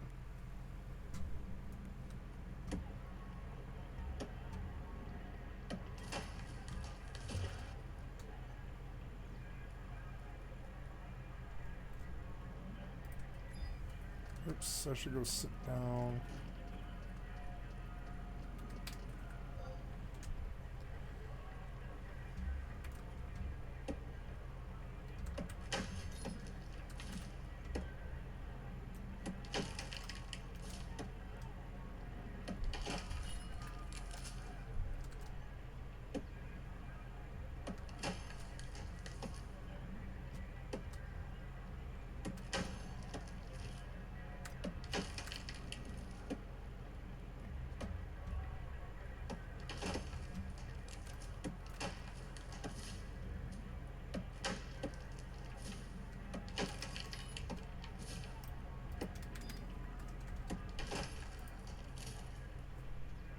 with FanDuel. Today, we're going to talk about everyone's favorite topic, winning money.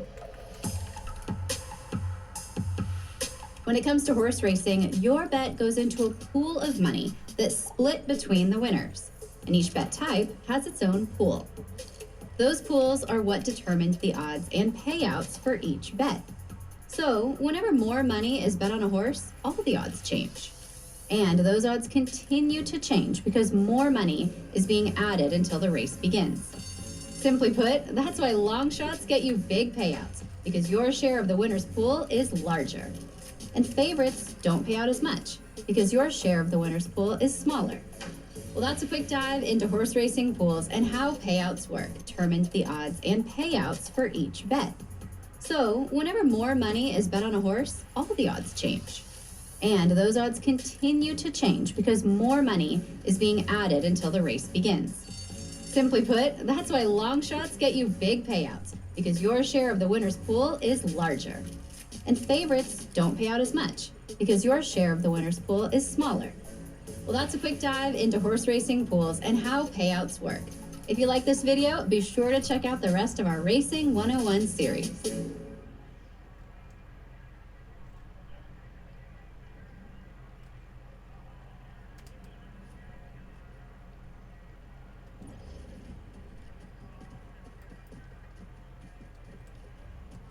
Anyways, it was fun, but I don't need to be here anymore.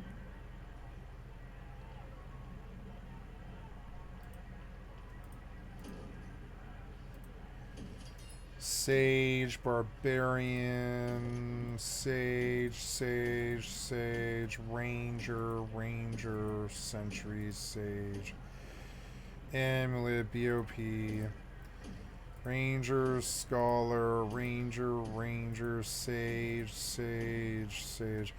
I suppose I should go back and sell, I guess.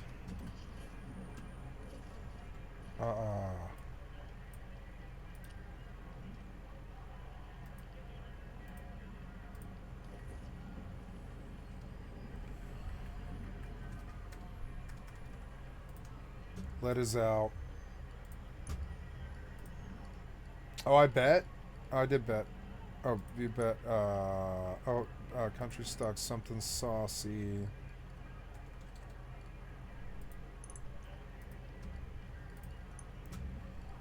I'll take Lover's Speed.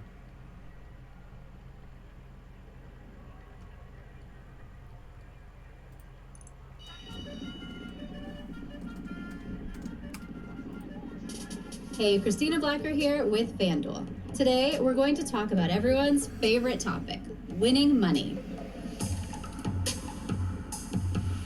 When it comes to horse racing, your bet goes into a pool of money that's split between the winners, and each bet type has its own pool. Those pools are what determines the odds and payouts for each bet. So, whenever more money is bet on a horse, all the odds change. And those odds continue to change because more money is being added until the race begins.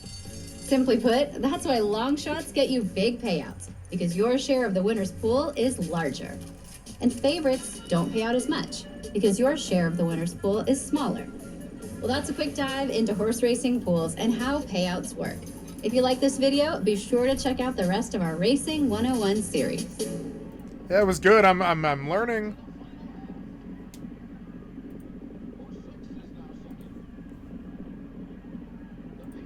Hey everybody, Lisa Kearney here with FanDuel, and today we're going to take a look at horse Come on, racing Evans. odds. I think that's me, right? I don't know. Betting on horse racing is a bit different from other sports because of how the odds are shown. Now, before you go and find your old math textbook, come on, Black Horse. Come on, number 6. The number, the more likely the horse is to win. And the bigger the number... Hey everybody, Lisa Kearney here with FanDuel, and today we're going to take a look at horse racing odds. Betting on horse racing is a bit different from other sports because of how the odds are shown. Now, before you go and find your old math textbook, all you really need to know is the smaller the number, the more likely the horse is to win. And the bigger the number, the bigger the underdog. Or in this case, I guess that would be the under horse. Fuck. All bad jokes aside, the bigger the number, the bigger the payout. Plus, if you're betting on FanDuel, we also show horse racing odds just like you'd see if you were betting on a football or basketball game. So, we've got you covered across the board. Oh, and one other thing. We also show horse racing odds just like you'd see if you were betting on a football or basketball game. So, we've got you covered across the board. Oh, and one other thing. It's important to remember that horse racing odds aren't locked in until the race is over. So just remember to check back and see what you got. Well, that's a quick sprint through horse racing odds. If you liked this video, be sure to check out the rest of our Racing 101 series.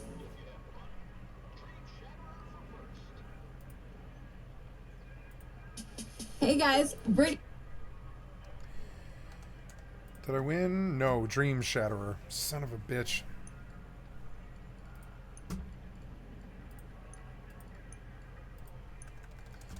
Come on, Dr. These Reigns. Here with FanDuel. Today, we're going to talk about trifecta bets. Trifectas are a popular bet because they give you a chance to win big off a small bet. But Trifecta bets are what I want to do. in order to hit your trifecta, you have to pick the horses that are going to finish in first, second, and third, in the right order. Ugh. And speaking of finishing in the top three, for every race, FanDuel shows you the number of times each horse has done that. So now that you know what a trifecta is, you're ready to go try one yourself. And if you like this video, be sure to check out So for like $2, you can make like $300, but you have to like the rest of our Racing you have to like learn the jockeys. 101 series.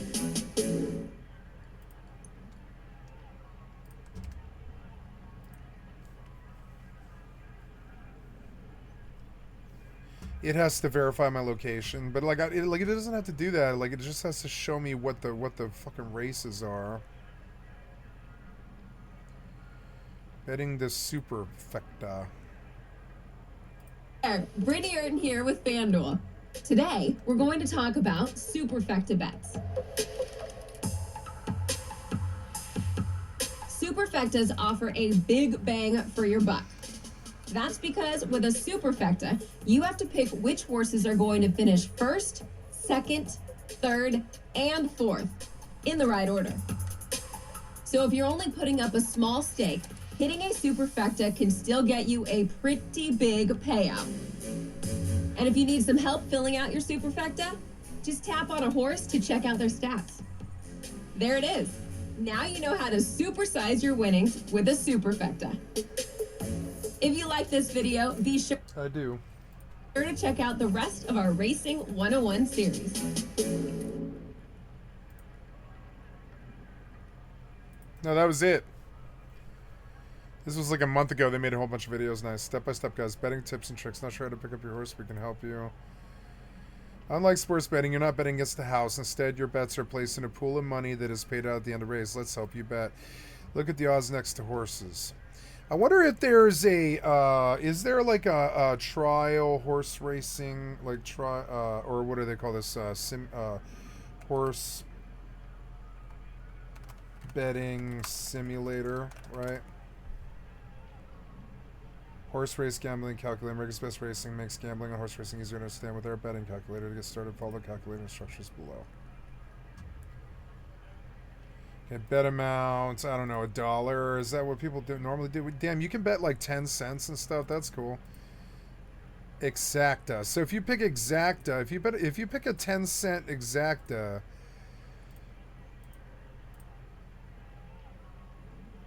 first place, second place, oops, second place, right?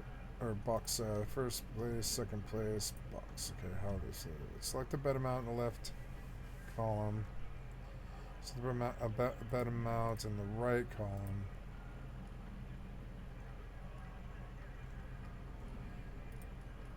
Seven, 5, and 6 or whatever. Exacta box. America's Best Racing.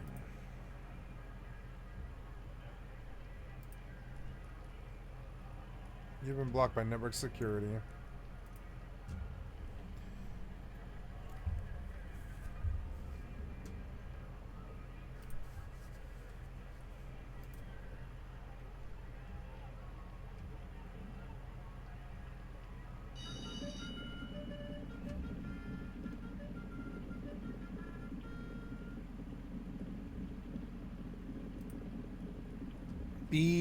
Bet radar.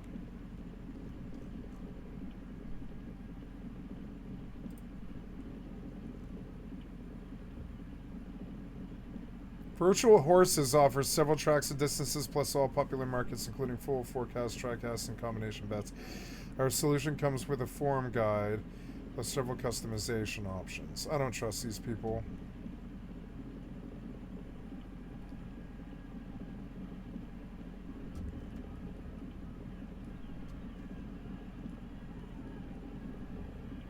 Wow, that is cool. So I suppose I need to include free.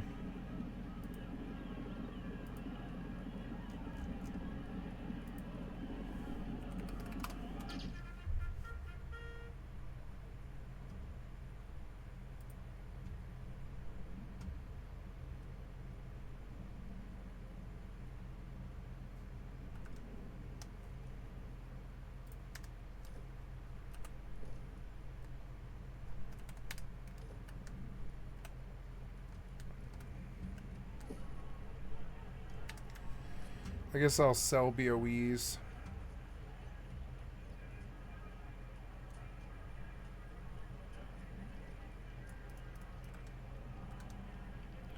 $2.11. Place a bet. I didn't get it, huh?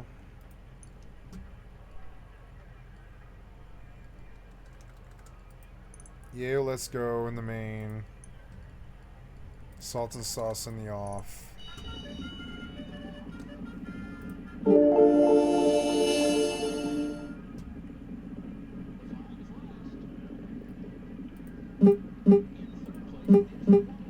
Win, play, show, exacta, exacta box, trifecta, trifecta box, superfecta.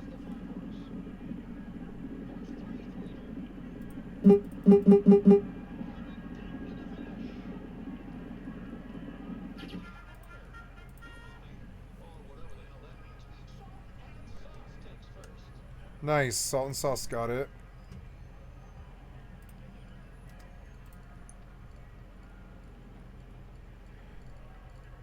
I'm gonna take Moonrock.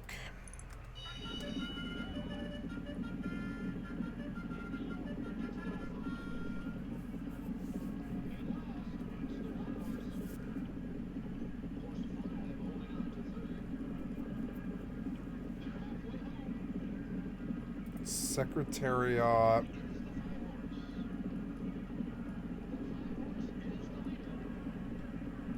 Show exacta. I want a secretariat.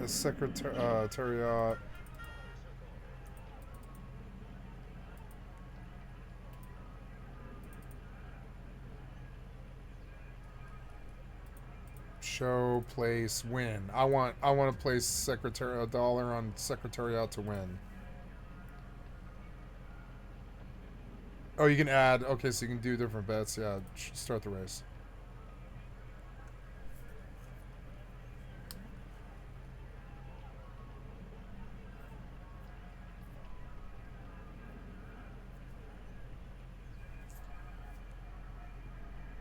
Come on, number one.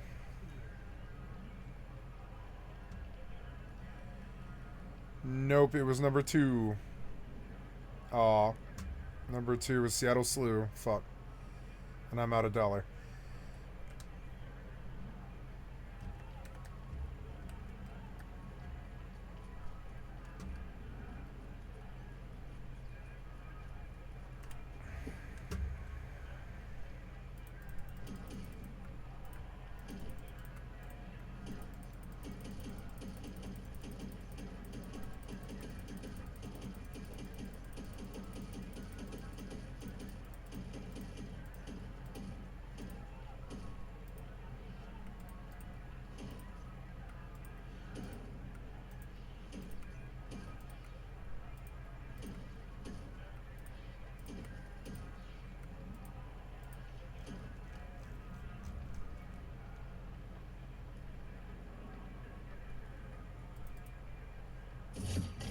Hard-working, tall dresser. Nice.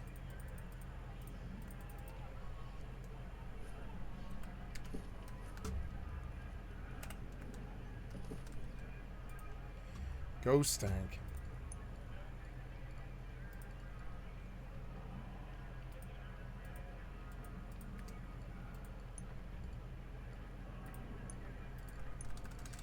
Hennigan Steed.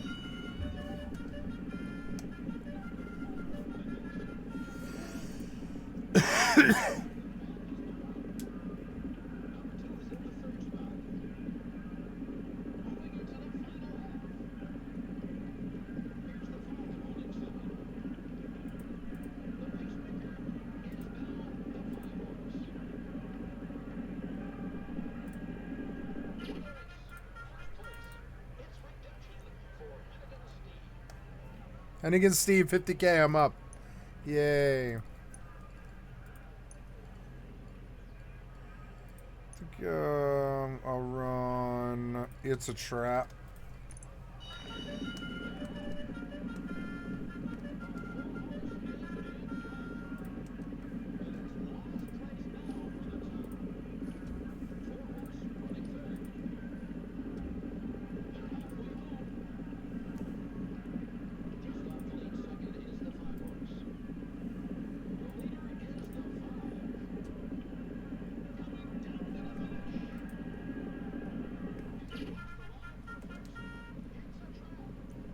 I got it.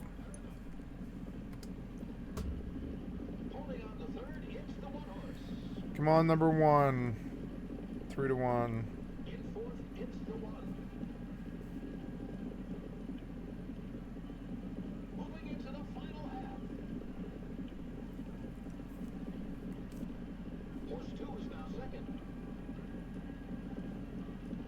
I think I want to stick to win bets, which is kind of crazy.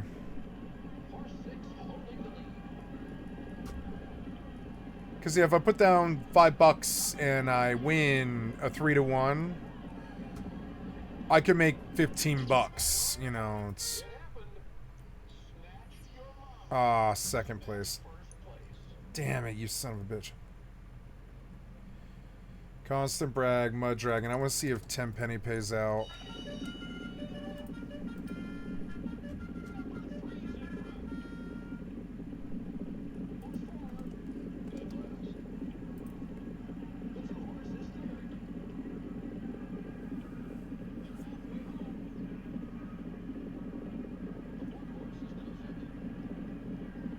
Low odds mean the horse has the most money from players.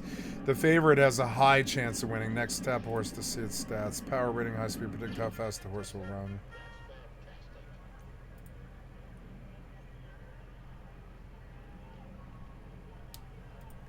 Did the horse have a bad day? Finally, don't miss out on our free expert picks by FanDuel TV number 5. Got it.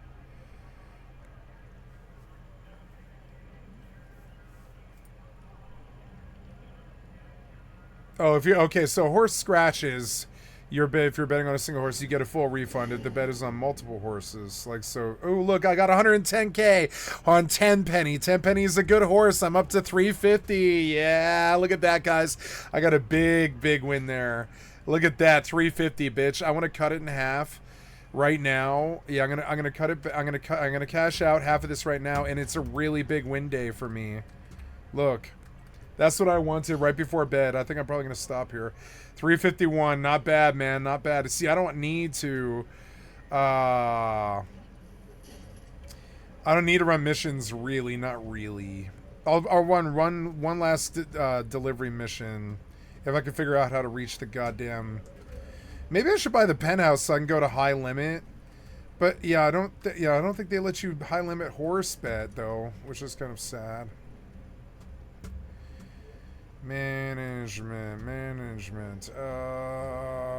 So how do you exit? It's so annoying. Please take me to the exit.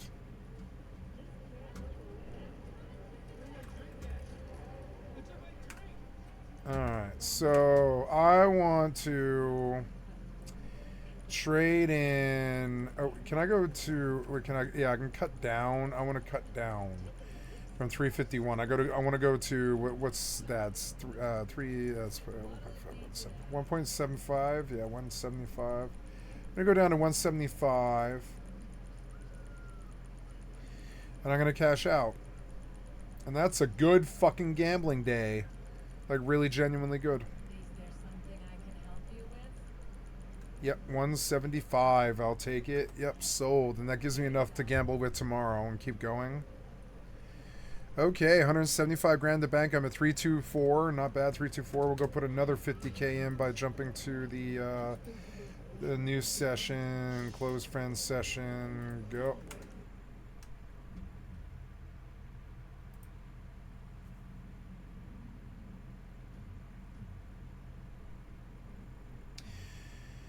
So the best payout is just picking a horse that wins, or you can pick a horse that places. Or I could do really cheap 10-cent bets on shows. Tap across the board to bet on a horse to win, place, and show. You'll earn all three payouts if it comes in first, place, and show if it comes in second, and show only if it finishes third.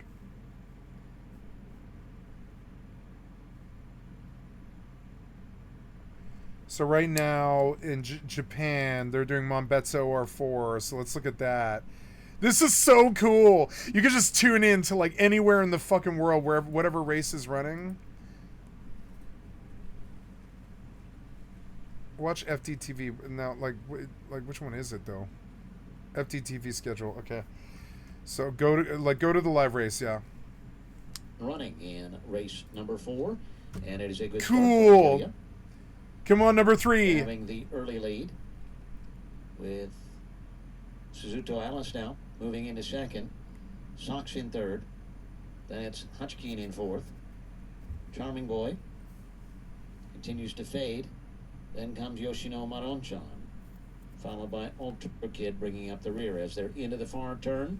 Antilia still in the lead, Suzuto Alice still in second.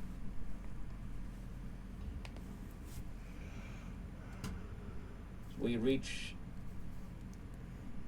the end of the turn, the top of the stretch, and here they come. Antilia. Can I get a higher definition length and a half thing? Sox now in second. I guess not. In third.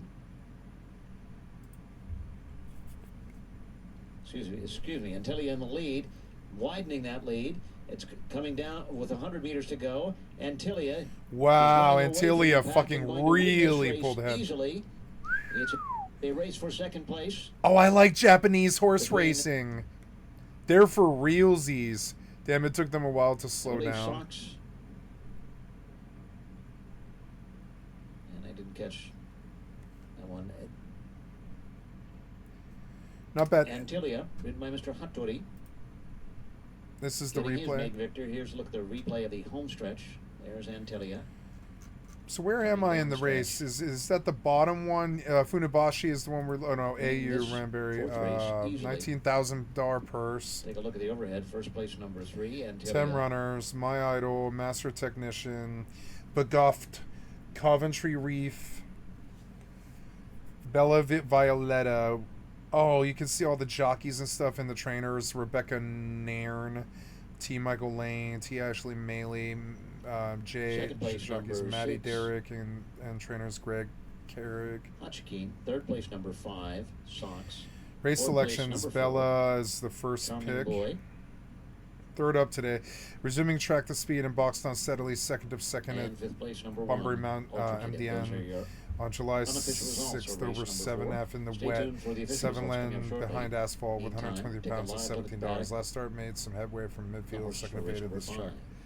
Make it bigger. This is cool. This is the live shit. This is the live shit. Like we can do Grand Theft Auto betting to just tune up for it. Blackjack Bart, Cash 10, Splash and Dash 18, Bigger the Better at $1.20, Bail Denied 23, Marvelous Mac 12, 28 to 1. 21. Windy Hill of Wally 51, Quick Change 23. And evens is the 3. Brookfield's Beauty. Why not just Rolling Bonus. Oh, 6-5. No, now the second is Albion Park, right? The favourite is 2, Bigger the Better, at $1.20. We're 5.5 minutes away now. $1.20. Race number 8. 5.5 minutes. Race number 8. Clear favourite here, Mercedes, number 2, Bigger the Better, opened at $1. 1:55 a.m. $1.20, and it's the only horse in single figures. Best of the rest for Marvellous Mac, $12, and then we're looking at $15 for both Bart Bentley and Brookfield's Beauty. One-way traffic here, number 2, Bigger the Better. Bunbury R4. 180 now trading at And it's over, right? Bunbury R4, it's off. 20. Drawn gate 2. Both runs so far have been really good. Looks hard to beat. Nathan Dawson takes the drive. This is the last leg of the quaddie. 9-3-3 to be alive. My number's here for race 8. 2, 1, 8 and 4 on with the favourite. The late mail is 2, Bigger the Better. Start time 5 minutes away.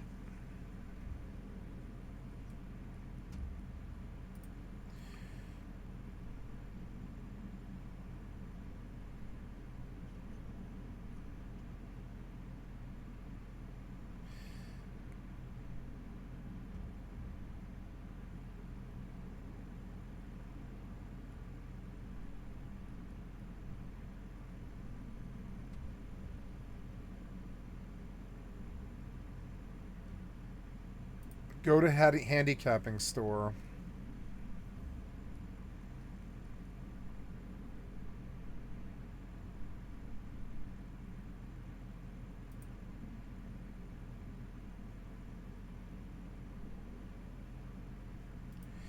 So there's a lot more that I need to learn before I take it to the real Taxi to FanDuel. take you to this location. For whatever reason, it will get stuck on the gate and let you AFK indefinitely. And that's it. Everything I could think of that you can do each day in GTA 5 to get loads of passive income, ready for when the mansions come out later this year. Let me know in the comments if I've missed anything, or to simply tell me what you do on a daily basis. Wait, there's mansions coming out? Wait, GTA mansions? What do you mean mansions? So this was a cool little exclusive game. Yeah, I didn't actually mind this game. This little horse racing game. I didn't mind this. I want to save it. Or whatever, yeah. So let's place a big bet on Secretariat to win. Oh yeah, you always have, yeah, so let's play Secretariat to win.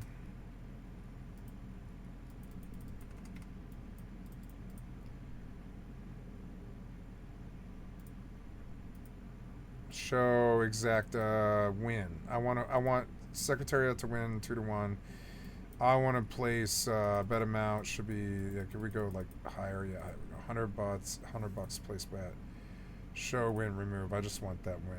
Start race. You can make it bigger. Oh, they're kind of cute. Ah, farted. Actually, I think I'm done with GTA for the night. I'm gonna log. I think I'm done.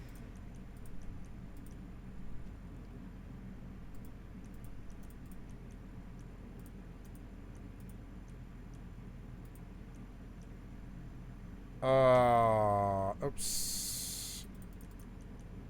I just want to quit. Can we just alt F4? Yeah. Nice.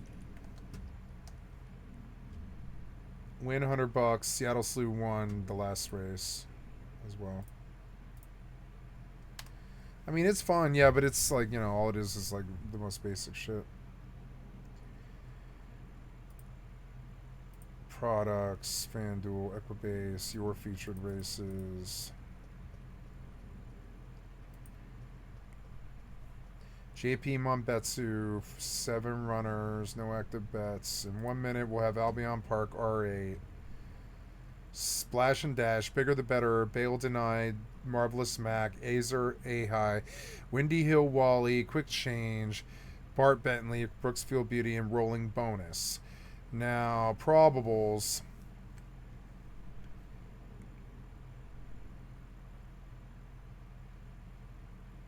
$13.61, $153.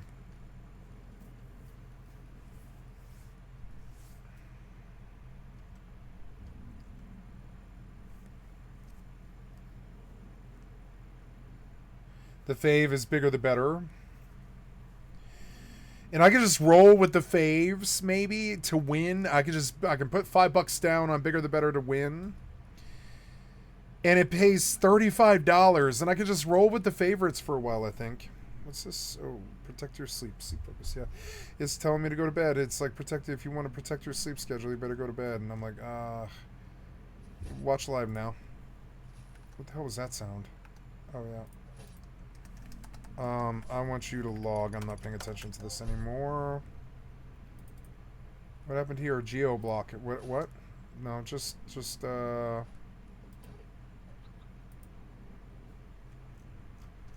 watch live. Yep.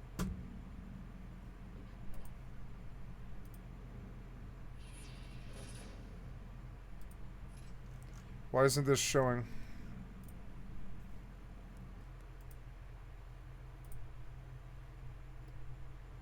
No, you're like not showing this anymore.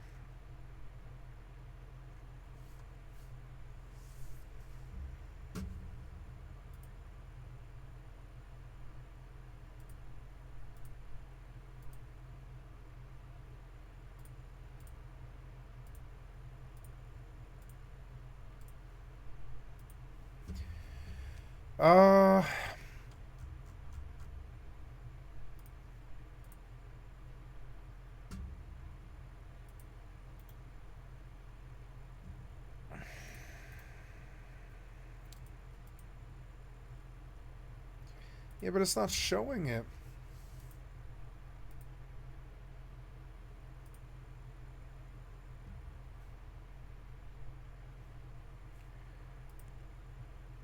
It doesn't like my VPN.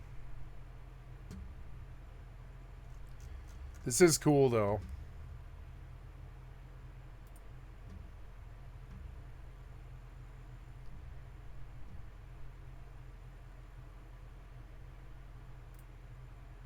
Blackjack Bart and Cash 10. So runners mill around at the start, just waiting. Oh, I might have Jello in the fridge. I'll be right back. The field. Flat tyre, so that sulky has been changed, and he'll be back out on the track. And here he comes now. So he's only about 150 metres away from rejoining the rest of the field. So the starting signal won't be too far away here. Mobile's in position. So these runners are about to be called up. Bigger the better. All the rage. So runners are about to be called up. He might be strongly fancied with some multipliers as well here. Bigger the better. We had some shorties earlier. Nyla Marie, Utterly Sweet. And this guy might be one of those legs as well. So runners are about to be called up. Sulky change has been required for Azor High. So these runners are about to be called forward now. Starting signal is about to sound. $1.25 for Bigger the Better. So runners are about to come up. $1.25 Bigger the Better. $8 Bart Bentley, and then we're out to longer odds. Bail Denied, Brookfield's Beauty, $13 each of two. Coming up, race number 8. Last leg of the quaddie. Teskey Cleaning Services pace. Race 8 of 9. We're at Redcliffe tomorrow night. 8-race program there. And then we're back here on Saturday night for a 8-race program. So the gate moves to the back straight. We're just about set. 1 mile the journey. Bigger the better, gate 2, the odds-on favourite. Stand by for a start now. Ready. There's the light. They're off and pacing. Fast away the favourite. Bigger the better. Straight to the early lead. Splash and Dash content to trail. Bail Denied third. Bart Bentley 4-3 back the inside. Deeper out. Windy Hill Wally is starting to push forward. Marvellous Mac. Brookfield's Beauty going down to the inside. It's 4 back, then rolling bonus, quick change. Azur High goes right back to the tail. 3.5 the lead time, an easy lead here for the favourite. Bigger the better. Cruising along out in front, the margin 4 metres. Windy Hill Wally moves up on the outside. Leaders back third, Splash and Dash. 1 by 1, Bail Denied. Bart Bentley 5th. He's 3 back on the marker line. Next, Marvellous Mac, Brookfield's Beauty. Rolling bonus, quick change. Azur High whips them in. First quarter, 29.2. So there's no front end pressure. Bigger the better, the odds on favourite, really rating the pace out in front. Leading the way, margin 3 metres. Windy Hill Wally without cover. Splash and Dash, leaders back. Bail Denied 1-1. Three back the inside. Bart Bentley, then Marvellous Mac Brookfield's Beauty. Rolling bonus, quick change. Azur Ahai is at the tail. Second quarter. 30 seconds, heading down the back straight. It's the favourite, Bigger the Better, who's blazing the trail, leading out by a neck margin. Windy Hill Wally is trying to match the leader. Sitting third, Splash and Dash, one by one, bail denied. Down on the marker line, Bart Bentley, then Marvellous Mac. Brookfield's Beauty, Azur Ahai from last, taking off three wide, working past Rolling Bonus and Quick Change. Third quarter, 28-4, Bigger the Better being joined on the outside by Windy Hill Wally. Bail denied, comes up three deep. Splash and Dash behind them. Bart Bentley can't get clear. Then Marvellous Mac, they're into the home straight. Bigger the Better. Bigger the Better shows the way. Windy Hill Wally's under pressure. Splash and Dash coming through with Bart Bentley. Bigger the Better's in front. He's gripping on and he'll score. It's Bigger the Better. Bigger the Better from Windy Hill Wally. So if I put $5 down. Bart Bentley. Quick change deeper out. Marvellous Mac. Then bail denied. He got a little goofy goated up the home straight. Brookfield's Beauty, Azur Ahai, and back towards the tail. Rolling bonus. Final split 27-9. So if I bet $5 on the favorite, I think I would have made $15 there or something like that. It's not that easy. It probably never is like Standard. that. But 1,800 meters with 9 runners in the field. In goes Lost John. Again, Lost John coming off 4 victories in a row, looking for win for 5 in a row.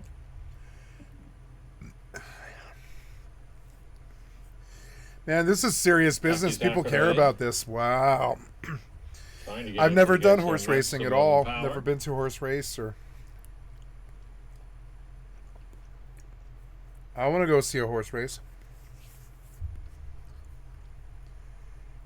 Funabashi, race 4, tips information. Sandy Beach, being ridden by Mr. Motohashi.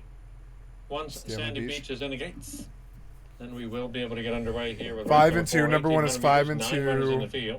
7 is number 7 is 2 to 1. Little stumble for Maximum Power, but the rest. So I want to bet on number 7. Dispatch, Dight the Justice, out front early. $5 on 7. Being trailed by Overmaster and Sandy Beach. Dight the Justice at the top on the inside. Overmaster, Sandy Beach, then comes Eclair Sky and Presto Mulan. Wow. Back of the pack after that stumble is Maximum Power. Heading into that first turn, Daita Justice leads over Overmaster and Sandy Beach.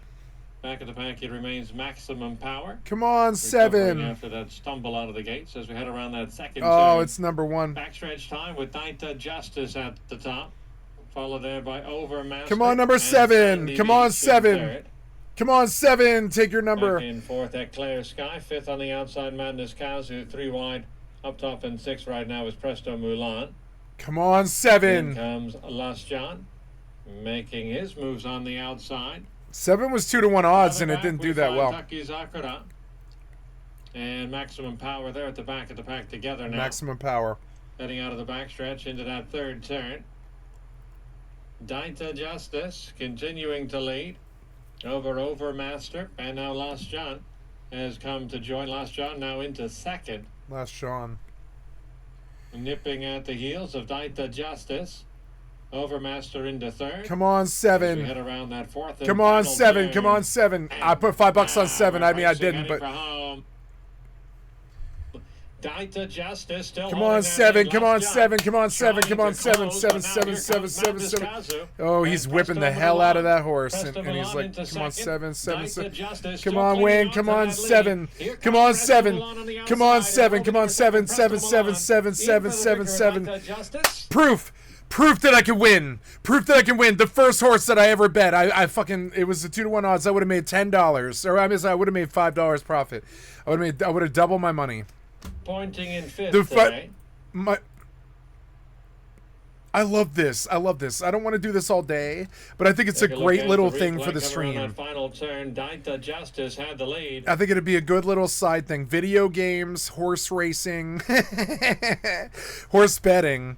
Well, not really horse betting, really. I mean, like a little bit of horse betting, but nothing insane or anything. And I think that'll be very fun. Yeah.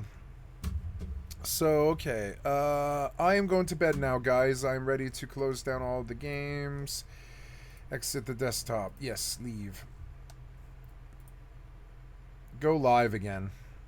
For the win. Full length over number 1. See, I bet on 7. I was like $5 on 7, right? I was like, come on, 7. Fourth place. And that jockey, 6, like the jockey was like, power. good. Who was that? It was And number fifth 7. place to number 8, Last John. And Last those John, are your unofficial Suzuto results Alice. for today's race number 4. I'll Last have the John. official results for you shortly. Stay tuned. And was only beaten 5 lengths in the finish by Amamus running into the money, and now finds So itself this is back to JP 12.75 all the Monbetso way again? from 1800 metres a couple of starts ago. So it's been a bit of a funky preparation for her, but you know exactly what you are going to get from her test. She'll roll forward, she'll look for the front, she'll park right over the speed, and she'll keep whacking away. The 4 is Hamadryad to Warwick Bradshaw and Chanel Cooper. She's run a couple of pretty good races on the fibre sand here, Hamadryad, at her last 2. She was good from off the speed 2 starts ago over the 950 metres behind G'day Bloke. Went around at very long odds on that occasion and thought her work late was very good. Had some excuses last start with a wide run throughout and was just never able to work into the contest given the work she did in the run. She was beaten 5.5 lengths, but you could certainly make a few excuses for her on that occasion. I think the step to the 12.75 is exactly what she's looking for at this stage of her campaign. She's drawn nicely to hold a more forward position in barrier 4, and Chanel Cooper, as we have mentioned numerous times already today, tests off the back of a treble in the city at Belmont yesterday in some cracking form. Absolutely right. The 5 is Sunset Bar, Rob Gilberti, Holly Nottle. Just going at the moment, this mare, still relatively lightly raced, only had the 6 career She looks runs, but is yet to amazing. finish I in bet on the number run. 5. Draws barrier 1, should be able to kick through and hold 13 to 1 though. Oh, I don't in know. running Never from mind. there. Holly Nottle takes off the 3 kilos, so she gets in with 53 4 to 1. and a half, but I'm not sure she's a genuine winning chance. The 6 is Haunted Angel, Brian Kersley. Haunted Holly Angel. Hasn't shown a great deal. This 3-year-old filly in her 3 career runs to date has been tipped out and given a pretty lengthy spell from her initial racing campaign. 294 days we haven't seen her for. Had a recent trial. She's down fresh at today. Over the 950 metres. Didn't think the trial was too bad. Did run 4th of 5, but wasn't fully extended over the concluding stages. The map for her here looks tough from where she's drawn. The 7 is Sesh Time, Rob Gilberti, Braden Garth. She's been very disappointing in her 2 runs back, this time in Sesh Time. She was beaten 10.5 lengths by Aphrodite Magic. Aphrodite Magic. Metres back in June, then was given a month between runs. Last start, contested a 3-year-old maiden over the 1100 metres and was beaten down the track behind Miss Valmalenko. Draws wide here and would need to lift considerably to be featuring. The 8 is To Sort We Want, Siana.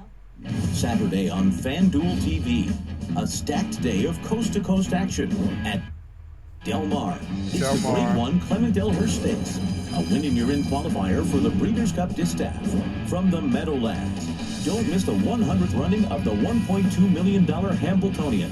And from Ellis Park, it's Kentucky Downs Preview Weekend. Live coverage from Del Mar, the Meadowlands, and Ellis Park. Play Saturday on the FanDuel Racing app. You know that look. She's concerned about you. She can tell that you're depressed. Your intimate sex life isn't what it once was. This could be the same issue that so many men like you face. Erectile dysfunction. And it has negative effects on much more than just your love life. The good news is that there's a treatment for that. It's the little blue pill. It's making fun of him. The bad news is that the little blue pill is expensive. Expensive. Here at Steel Man Pills, we now have an affordable Man alternative to the little Pills. blue pill that can not only help you return to the love life you once You'll had. need it after you lose all your money on racing horses. you know, you'll be down. Steel Man Pills at the number on your screen right now. Just think Off, of 6 supercharging your minutes, relationship and your life Yep, but with this effective and now affordable, life-changing wonder product. nice. How long are these? This MLB season, bet live with FanDuel and make the game loud. come alive. Any homer can feel like a walk-off. Every base. I would way rather bet on jockeys and riders than anybody in sports than humans. I would way rather bet on horses. I really would. I would way rather. It's loud. Fucking mute it.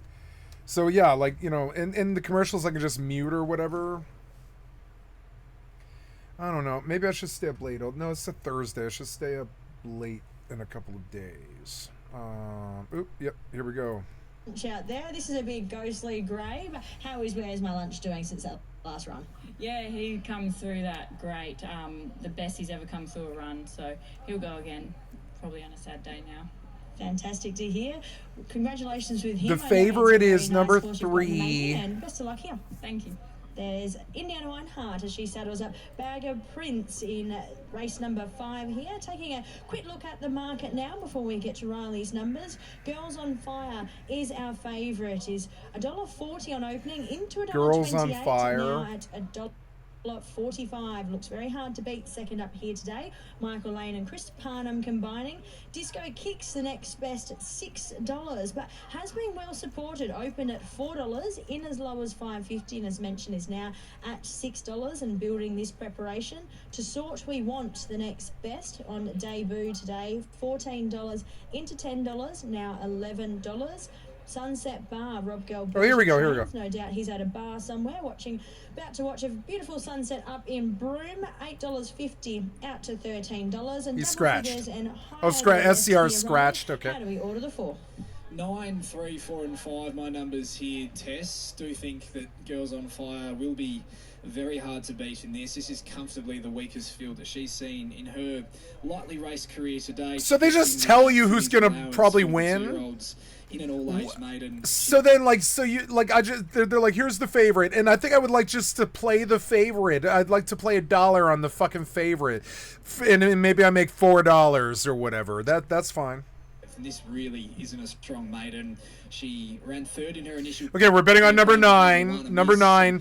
I want to put $5 on number 9. Who looks a talent and ran 4th in the Magic Billions 2-year-old trophy as well. So she's got the $5 won't make me cry. You know. It was on a heavy track here at Bunbury. Number 9. She's looking good. Yeah. Looks a really promising late season 2-year-old, and subsequent winners out of that race as well in painted red. That jockey's looking good. He's looking like he's showing the world he's going to win this race. She's very short, but she's deservingly so with the form that she has got on the board. Girls on Fire.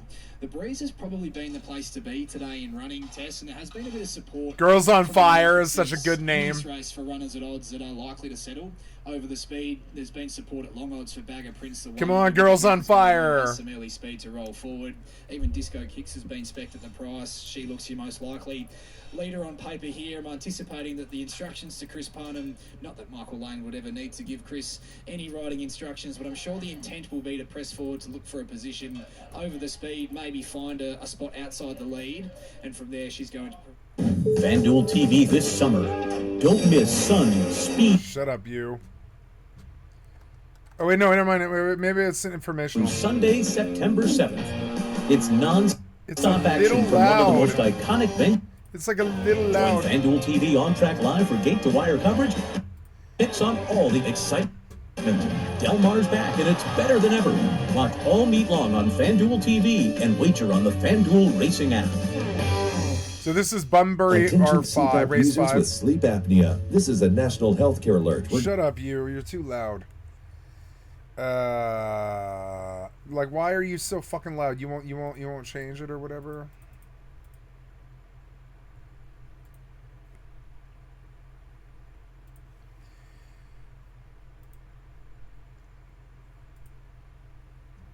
Watch live. But you're not loading these anymore.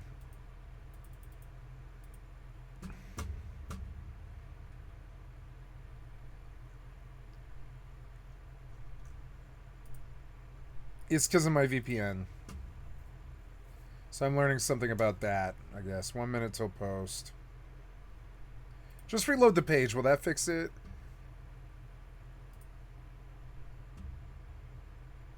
No, that's not fixing it.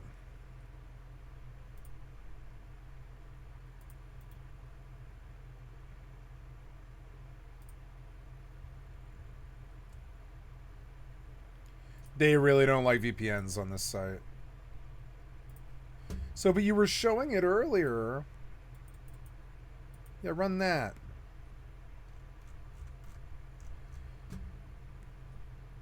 So just like open a new tab or whatever.